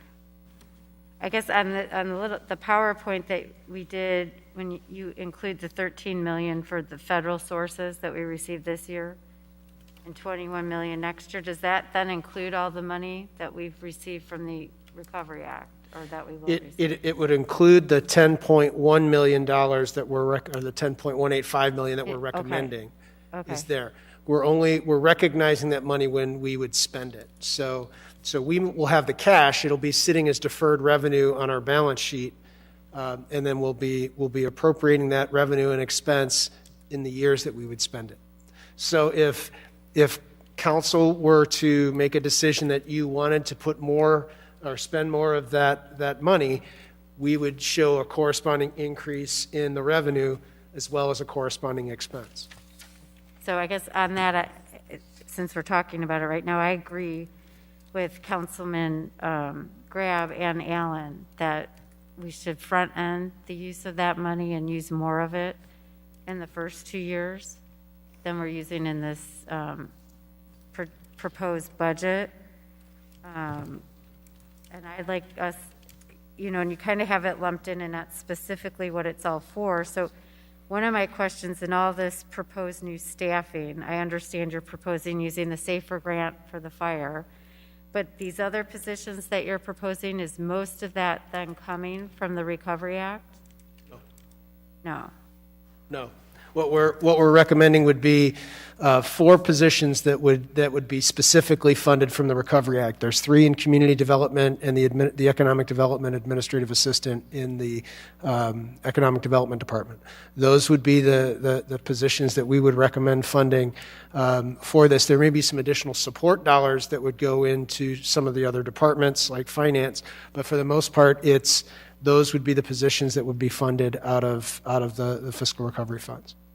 Trying to use those dollars towards direct services and less towards people, because once this money's gone, it's gone, and will not be. So we don't want to create an obligation with too many people and too many staff if then that money is gone. I understand that. With regards to the money for neighborhoods, the 2.5 million that you're proposing for the next 2 years from the Recovery Act money, and I think you mentioned that 1 million each year will be used for demolitions. Is that That's correct? correct. And then what's the other 1.5 million for various things? I know you kind of went over it fast and we don't have specifics. So, well, I'll be happy to in a report back give you that detailed information of not only what those pots of money we would spend it in, but then how we would anticipate coming back to you if we have a program, how we would ask council to approve it, and how we would work through that process. And we can give that as a report back to you. okay, that would be helpful. Thank you. I know I'm out of time. I have a couple more? Is that okay? Is that, you got one more? Okay. You say you have one more? I have a few more. Is that okay? Okay. Ask maybe 1 or 2 more, and then I've got to get back to some more council. With regard to the pension fee, if we don't adopt a property pension fee, I think you said earlier, then we'd be down $4 million for 2022 and 2023. That's what the pension fee, if we adopted it, would cover. If the fee isn't extended, we're going to have to transfer $2 million out of the general fund in order to cover that cost. So then your use of reserves out of the general fund increases by $2 million. For each year? What's that? Sorry, for each year? For each year. So it would be a total of $4 million that would come out of the general fund. For 22, and then $2 million cover. It's $1 million. The total pension fee for both police and fire is $2 million. Okay. So it would be $4 million for both. If that fee is discontinued, you've now created a $2 million gap that has to be supported by general fund revenues. There's no other place that we can find revenues to support it. So you'd have to transfer that money out of the general fund. So that begins to draw down even more on your reserves within the general fund. That's one of the reasons why we suggested that the fee continue. Okay, but we still have enough. I mean, I know we have 19% more that's unobligated. So then that would just lower that percentage. It would lower your reserves down each year. Yes, that's correct. And I mean, obviously, that's a concern for us that in terms of how much we would be drawing down without that additional any additional revenue sources that would come in that would help us to support the operations of the city government and then to fund those legacy costs that we're obligated to fund. Okay. And then one question on the fire proposal. Could you give us in a report back what the cost is, projected cost of the overtime until we get the SAFER grant? And then my second part would be, couldn't we use some of the Recovery Act money rather than overtime to support additional positions?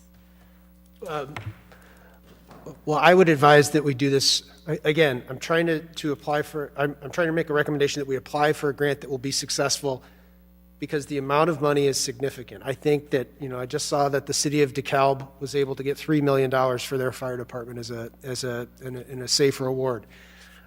$3 million isn't insignificant in terms of revenue to the general fund when we're talking about the other obligations that we have.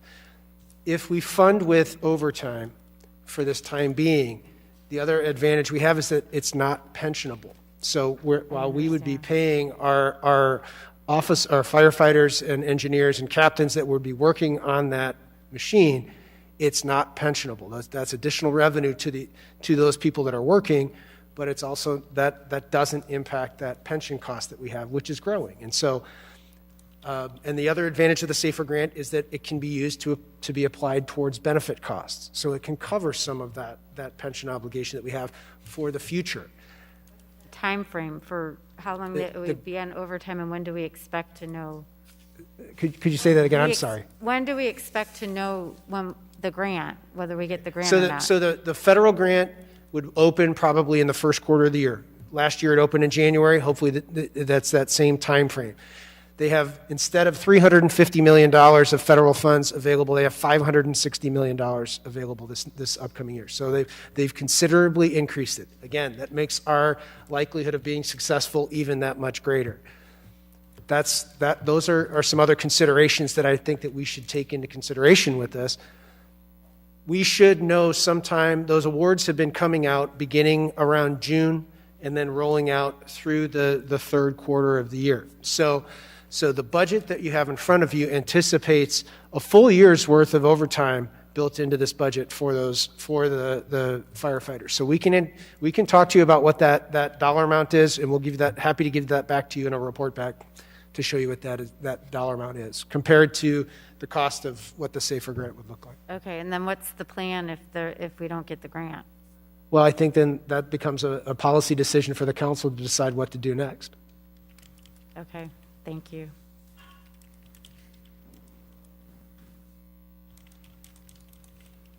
Councilmember Kelly? Thank you, Madam Mayor. In my last soliloquy, I neglected to compliment the manager and the staff. I think this budget book is terrific, and it's certainly we have questions, et cetera, but there's a lot of really, really good work in here, and I do want to compliment you for a job very well done. I'd also like to add insult to injury by saying that I have the same perspective on front loading as Councilman Graham does. I didn't anticipate $1 million. I anticipated perhaps 3, 4, 5 million. COVID took 1 year or 1.5 years. This is supposed to make up for the problems we had due to COVID. And stretching it out over 4 years, I don't get the logic of it. I respect you. But it seems to me we ought to use this to bring us back from COVID and in the same time frame. Thank you, Madam Mayor. You're welcome. And we started out with 47 million in ARPA funds. It was, well, there was 45 million in the fiscal recovery funds, and then 2 million of ARP monies that we received from home. So 47 million total that we've received directly. What is the balance? Well, we've spent, or we will spend during the course of this year, 10.3 million of that. So you're left, we have the recommendation for the home project of 2 million in the budget, and then there's our staff recommendation of 10.1. That would leave you with roughly about $25 million of additional funds to spend in the remaining of the fiscal recovery funds that are remaining. You say 25 or 35? It would be 25 because we've spent 10 and we've recommended 10. So, this budget anticipates 10 plus the 10.3, so that's 20.5 million you've already spent of the 45.5 million that we have. So there's roughly another $25 million that's out there to be spent. Okay. Councilmember Jackson? Thank you, Madam Mayor. I guess I was off on my math with regards to the amount left. But we have not had an update since I've been on the council. And Mr. Manager, I was just wondering, with regards to funds in the South Village TIF that has in the past been used for demolition, is there any way we could get an update on that so that if there is any way, shape, or form, some of that money could be used for demolition, and maybe we could focus some of the fiscal recovery funds that you had for demolition for maybe some more urgent projects that residents deemed necessary? That would certainly maybe put us in a better position. We'd be happy to give you a report back on that. Okay. Thank you. You're welcome. I think I need another clarification, Mr. Manager. So we started out with 47 million, and we didn't take out those bonds for 10 million, the loans. So we deducted deducted about 10 million, so we were at 37 million. So keep going, would you, for me? So we took out 10.3. This budget has a recommendation of 10.1. So there's probably 26 point, I'm just trying to do the math here real quick. You're counting this $26.7 budget. million. I was not counting this budget, okay? Not counting this budget. All right, if you don't count what's in this recommended budget, then you have roughly about 37 or $36.8 million to spend. Okay, that was my question. We won't have, we won't get the second allocation. You only have $23.5 million in hand. Right. The next distribution doesn't come until May of this coming year. May of 2022. Correct. Very good. Thank you. Councilmember Graham? Let me make certain that you've received direction, Manager. You understand that there have been several of us, I believe a working majority, who have asked you to front load this, to bring more money into play. For example, Councilor Jackson mentioned some of the rotting buildings that she has in her district, and we know there are homes all over the city that are fire hazards that have been boarded up for months, that are detracting from the real estate values of my constituents, all of our constituents, at largest, all of our constituents. This is just one of numerous reasons why we must do what Councilor Kelly is suggesting, and what Councilor Allen and the rest of us, we need to frontline it. So tell me how you're going to operationalize that, because I don't want to come back here next time and it's still at 10.1 or 11 or 12. How do you perceive that direction? Because we can make it more specific if you're failing to get the message. And I don't want you to have to guess. You're not a mind reader. Okay?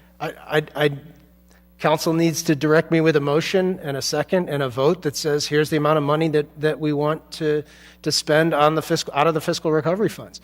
I gave you my professional recommendation on how to spend these dollars, and it's up to council to take that recommendation, and you can say yes or you can say no. The way you do that is by giving me that direction as a body with a vote of the body that says this is how much we'd like to spend. I'm okay with that. Did you say you wanted a vote? I don't think we're doing votes here tonight, but I think you can count heads. Well, and I don't think anybody is objecting to the areas where you beefed it up. We just want a more rapid attempt to give this economy some B12 shot, not just one B12 shot, but several. We are hurting. I would rather not have any motions on the floor tonight. Me too. We're I wouldn't asking either. questions, we're listening, but direction is needed. And I think the manager needs some range of what he can work with in terms of front-loading this budget, whether we're talking about, he proposed 10.1 million. Are you wanting 13 million, 15 million, 18 million, 20 million? What is your preference? What kind of range are you looking for in terms of front-loading? Mayor, I was already speaking, and I said earlier, 20 million. And that figure stands. We are hurting in this community. We cannot hobble through this.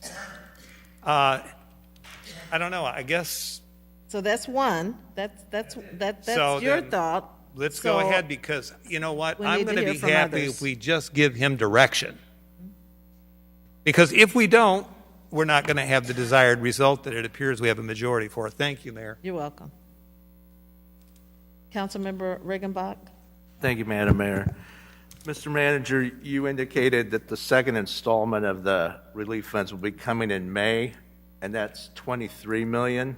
It's half of whatever our distribution is. Yeah. So in the bank right now, we are basically spending, there's about, based on the 10 million that we didn't borrow for and that we're spending this year, and the 10 million in the budget, that's 20 million. So we could tell you to go up to 13 and not be spending any money that we don't have yet. That is correct. I would be more comfortable with that rather than, I mean, I know it's coming, but it just always makes me nervous. So to say, Sure. go up to 13, which would be, the money in hand. That's 3 million more. That would be acceptable to me. Councilmember Allen? Thank you, Madam Mayor, and I appreciate our finance expert of, rationalizing that. That definitely makes sense. I was in the range of 16.5 because I was thinking between 15 and 20 and trying to meet in the middle with Councilman Grebb's suggestion. But I do like your idea of not spending money that we don't physically have in hand. So I'm feeling comfortable with 13 million. Thank you. You're welcome.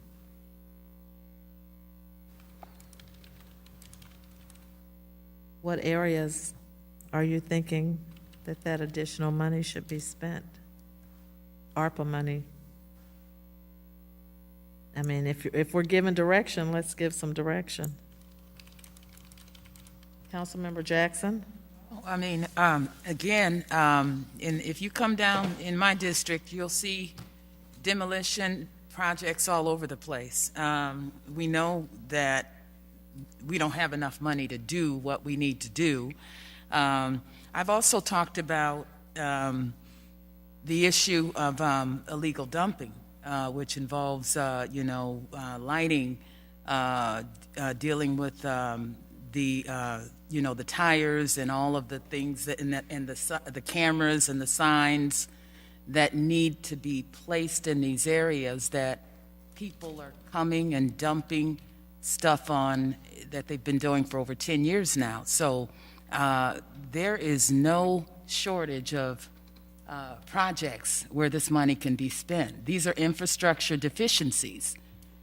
So I don't think we'll have an issue trying to identify those areas, infrastructure deficiencies where we can spend this money. Thank you. Councilmember Velpula. Thank you, Madam Mayor, and thank you, Mr. Manager, for this. So, as a suggestion, as you asked to front load, I mean, all the discussion that I've been watching and I've been listening is how we are going to spend the money we got. But there's no discussion of how do we build an equity if we don't have enough revenue. So I believe that the equity or the revenue could be generated by improving the workforce development. I have had a lot of discussion with you, Mr. Manager, and I mean, as you presented, I don't know if you remember, you said 2.4 million will go to economic development, and you just listed distillery labs. Mm-hmm. So for 5 years down the lane, we will only remember that 100,000 was given to distillery labs, and we don't know what happened to the rest of the money. Okay, so what I would do is, I mean, we've been working diligently to bring everything up to speed. But again, everything, if you look at your first slide, you see there's a decreased revenue. Can you go back to this slide where you say that in 2022 revenue, there's a decrease in real estate, decrease in home rule sales tax. I mean, if people are coming down to stay in Peoria, that means you need jobs. So for having jobs, we need to have a strong economic development policy. And I don't see that we don't even discuss about that. How do we bring that to speed? We need more jobs. If we have jobs, you don't need to raise the taxes. That's how I see. And I would really ask the council to see if they're willing to, spend money towards realistically seeing where we want it to be and how we want it to be in 5 years from now. So I would suggest that we should go and come up with a economic development plan. That's my thought. Thank you, Madam Mayor. Thank you.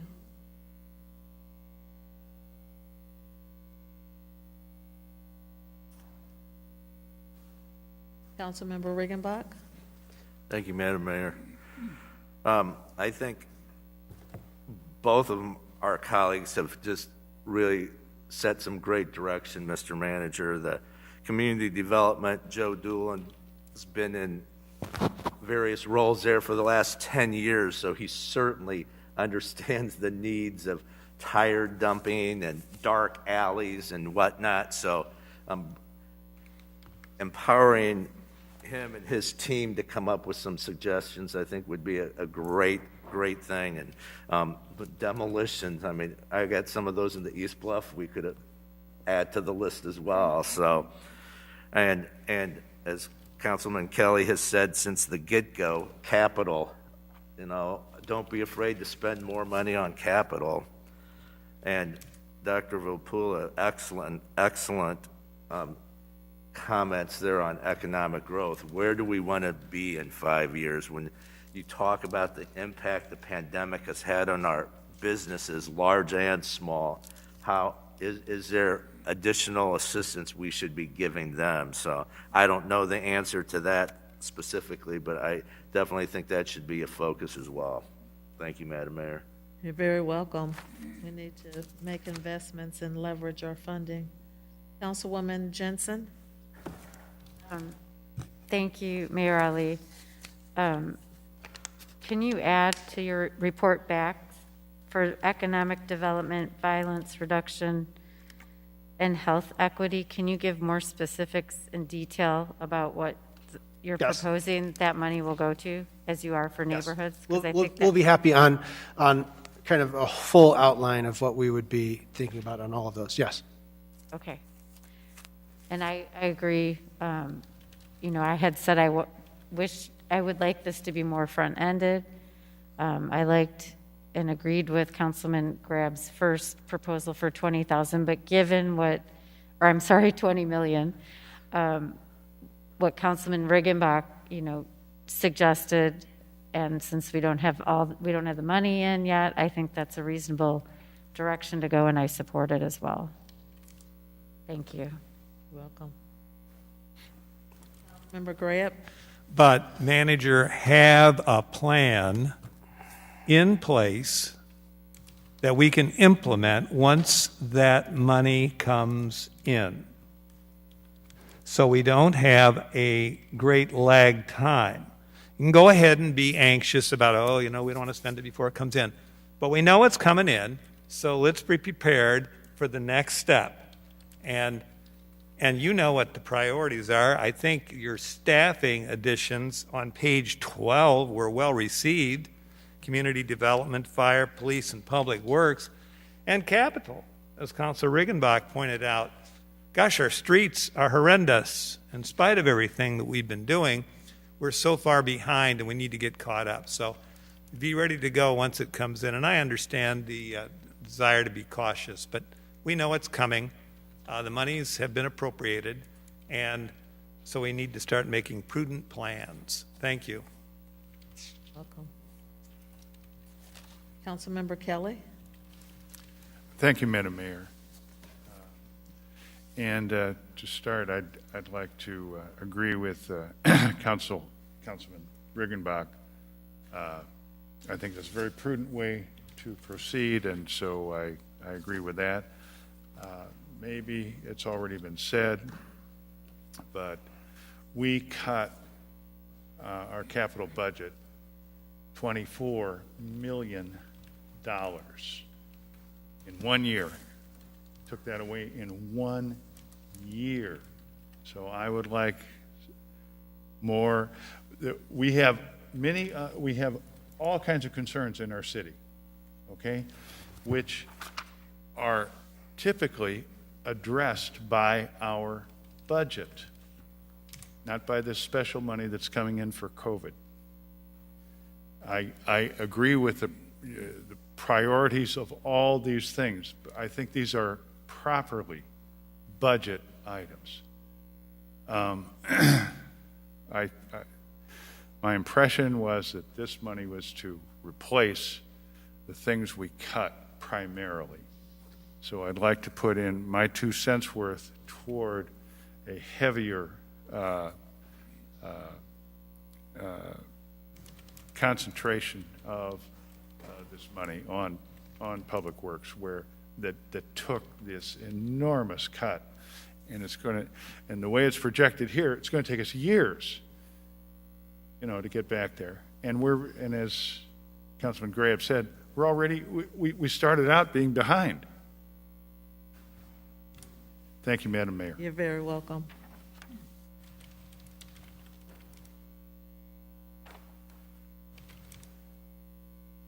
Any other discussion? There's a lot to report back, Mr. Manager. I've counted 13, so I've got a few. Okay.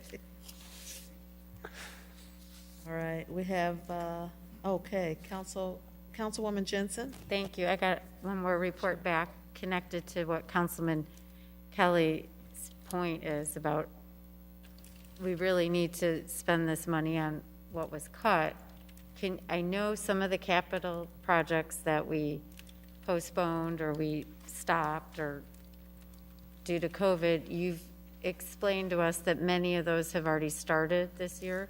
Can you give us in a report back how much total was cut and what projects due to COVID, and then which projects now we've started in this most recent budget? Yes, we can do that for you. And then what's left that we... Yes, we can do it. It's not going to be as easy as being able to say, okay, this was cut, those dollars weren't there. We can track from what the budget was, what was reduced. Over time, budgets have changed, dollar amounts on projects may have changed, the CSO started, but we'll be able to track that for you. We can get that as a report. That'd be helpful. Thank you.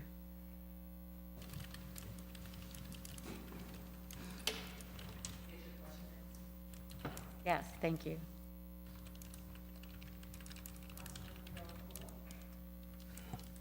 Revel Pula? Mr. Manager, I was looking at the major capital projects, and in that you said something about Green Street. Deerbrook Green Street, so you're gonna put a new asphalt on that.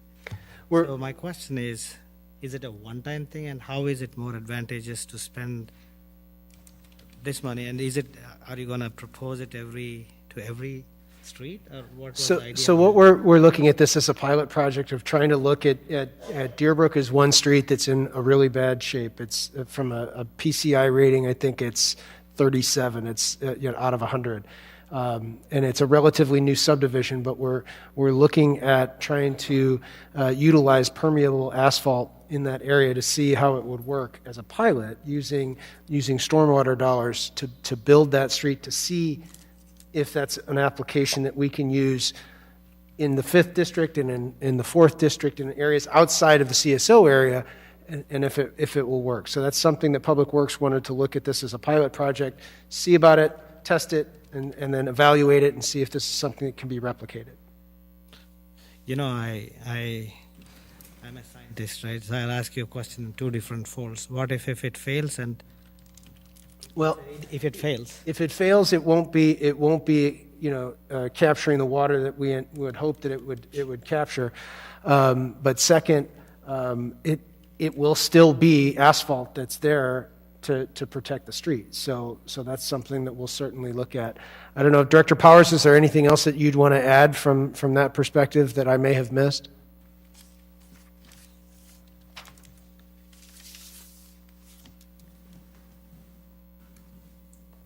Sorry, Mr. Manager, it took me a minute to get to the mic.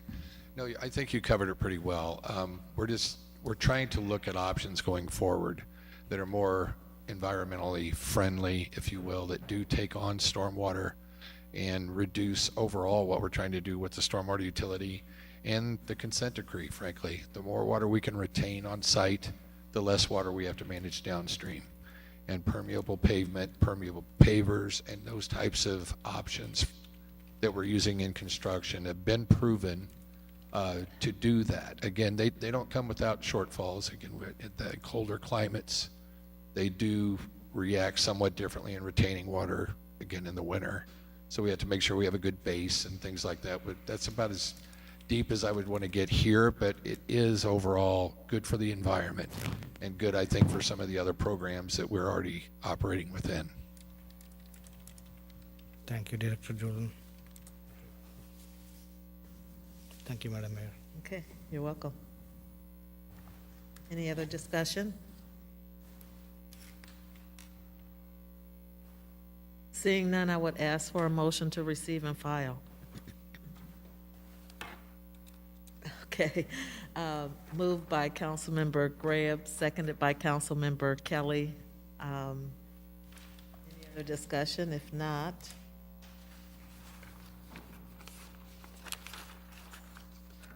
Paul, can I get your help?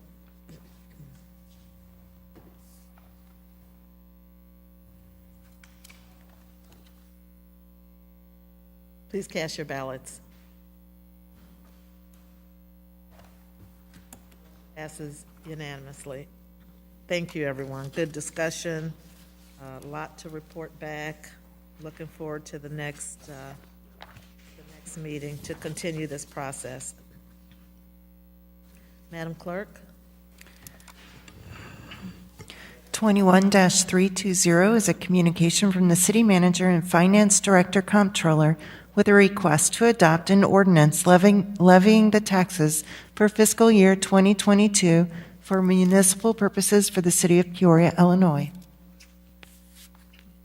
Thank you, Madam Chair. This is just the estimate of the property tax levy. We're required at this point in time in this process to bring this estimate forward. Obviously, the actual levy ordinance approving the levy would be presented to you when we culminate the budget process.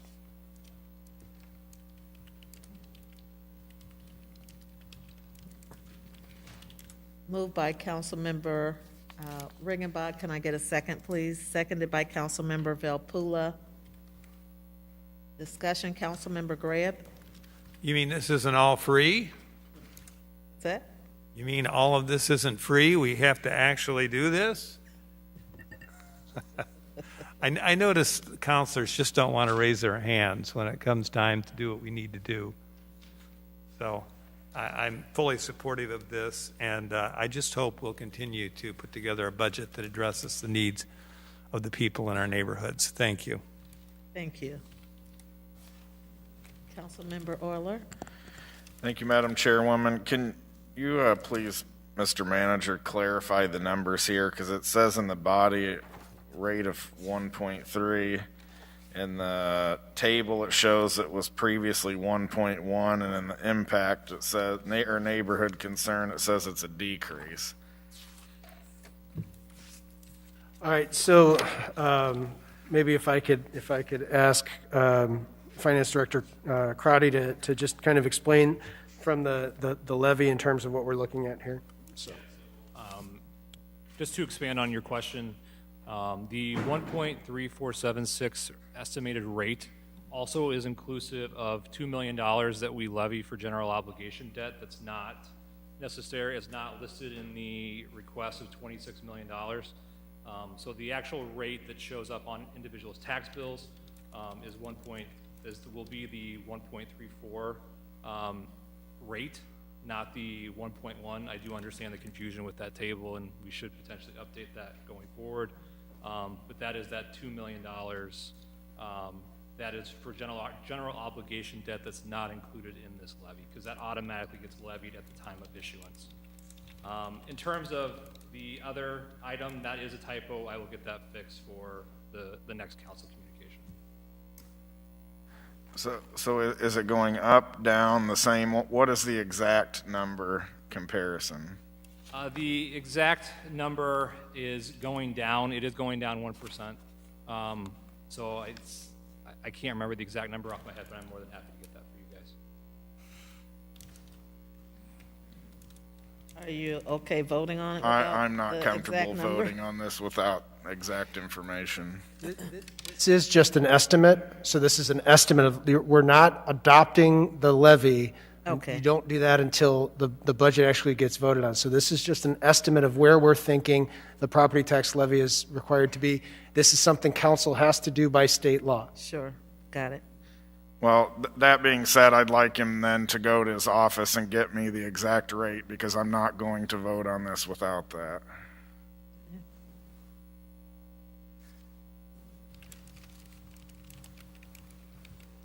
Councilmember Recreago. I guess a question for the city manager, and it might go to a little bit of the clarification here. Yeah, I think first of all, we need the exact number. I mean, for us to be talking about the situation. And I guess my question off of that comes from, if we are talking about a slight decrease, and I know it's a very slight decrease, is that okay? I'm assuming that's okay with the Americans Care Act, so that we can't like show a tax decrease based on taking the dollars, and so that doesn't put us in jeopardy in any way, shape, or form there. Okay. We're not in any jeopardy right now with our tax levies. Part of the issue is the assessed value of the city is growing by 1%. And then as we've looked at the estimate of what our estimated levies are, we're calculating the estimated property tax rate based upon those levies.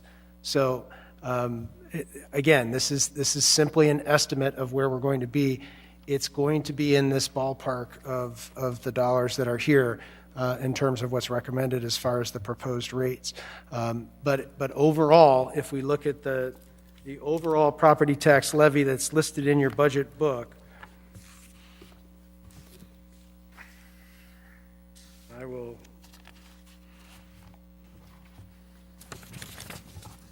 The overall property tax levy, and this is on page 40 in your budget book for 2022, is estimated to be, and this includes the library, is estimated to be $31,273,531, and that includes that $2 million of debt service levy that we would be levying as well, and that grows by 1.1%, and part of that growth is due to the assessed value growth that we've been discussing. And again, but part of my clarification, and I think you've answered this, is what just want to know for sure. In discussing of the Americans Care Act's money that we're going to be getting, one of the firm statements that you made, just so that we all had it out there, was, and I've heard this from other entities too, you can't go and use it to decrease your taxes. And that's correct. even though we're talking about a slight tax decrease, materially, we're not talking about it, so it doesn't put us in jeopardy of those American Care Act dollars. For the American Rescue Plan, because what you're doing is you're setting your levy, and it adjusts, the rate adjusts based upon how much in funding you're asking for, and then what the assessed value actually does in your community. So, thank you.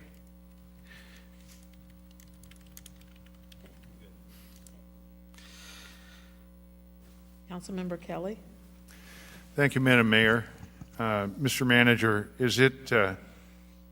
are we on a deadline as far as tonight, acting on this tonight? Again, this is an estimate. We are required under Illinois law, as part of the Budget Act, to require an estimate of the levy. It's not the actual ordinance setting the levy. That comes when you adopt the budget. So as an estimate, to come forward with this, if council wants to raise that and go over the 5% figure that would trigger a truth in taxation hearing, then we would be required at the next meeting to publish a truth in taxation notice of a hearing and then have a hearing going forward. This is a perfunctory item that has no bearing going forward other than to provide you with that estimate of what our potential property taxes will be next year. I understand that. Thank you. My question is, are we on a deadline to pass this tonight? We have to adopt this tonight. I think it has to be, doesn't it have to be done 30 days before actual budget's adopted? I'm looking at the deadline. So the Corporation Council is checking to see if this is something that we have to have the estimate adopted 30 days prior to the adoption of the full budget, which would mean you'd have until, well, you'd have to adopt it now. Okay, so. Because I'm sympathetic with Councilman Euler. The title of this item is Communication from the City Manager and Finance Director, Comptroller, with a request to adopt an ordinance levying the taxes for fiscal year 2022. It does not say estimate. Inside, it says anticipated. I will grant that. But when I saw this, I thought this was the levy. And at the very least, if we could make that clear, and if we have another week or so to pass this, I understand that it's an estimate, but I'm also quite sympathetic with Councilman Euler. So what have we found the answer yet? It's 30 days. If we would have to have a truth in taxation hearing, we have to. But we're not. I mean, While they're looking that up, Councilman Kelly, I'm going to hear from another council member. You're welcome. Councilmember Jensen. I actually was just going to make the same point that Councilman Kelly did, that this should read differently, and I think it has in the past. It should say something about it being an estimate or anticipated taxes, because it is misleading. So I was going to make the same point. So for future, hopefully that'll be clear. Thank you. Welcome. So does the motion maker want to defer? The wrong title on the agenda. Who would? The legal opinion.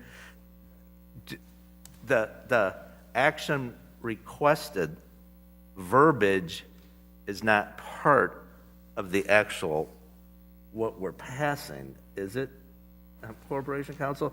So since this is the anticipated estimated tax rate, I think we might be overreact. I mean, I would be comfortable to move forward with it, but I would defer to Corporation Council. Thank you, Council Member. The estimate has to be approved at least 20 days before the budget is adopted. So to answer the question about whether or not it's time sensitive, I think I originally said 30. No, it's 20 days. I think that we may actually have the wrong title on the agenda, because it really should be the adoption of, not the ordinance, it should be the estimate of what the levy will be. Can we make that as an amendment now? You made the motion, you can, 20 days will still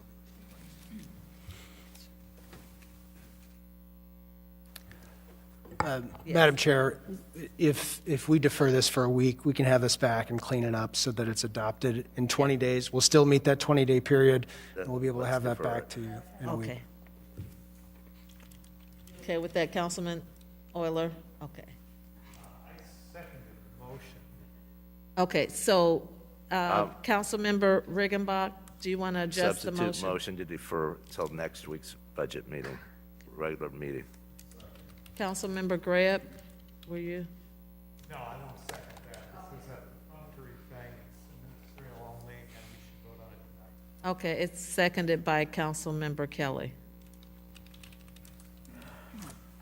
So the motion is to defer this item 1 week. 1 week, let it get cleaned up, and come back and vote on it. It's moved by Councilmember Riggenbach and seconded by Councilmember Kelly. Any other discussion? Please cast your ballots.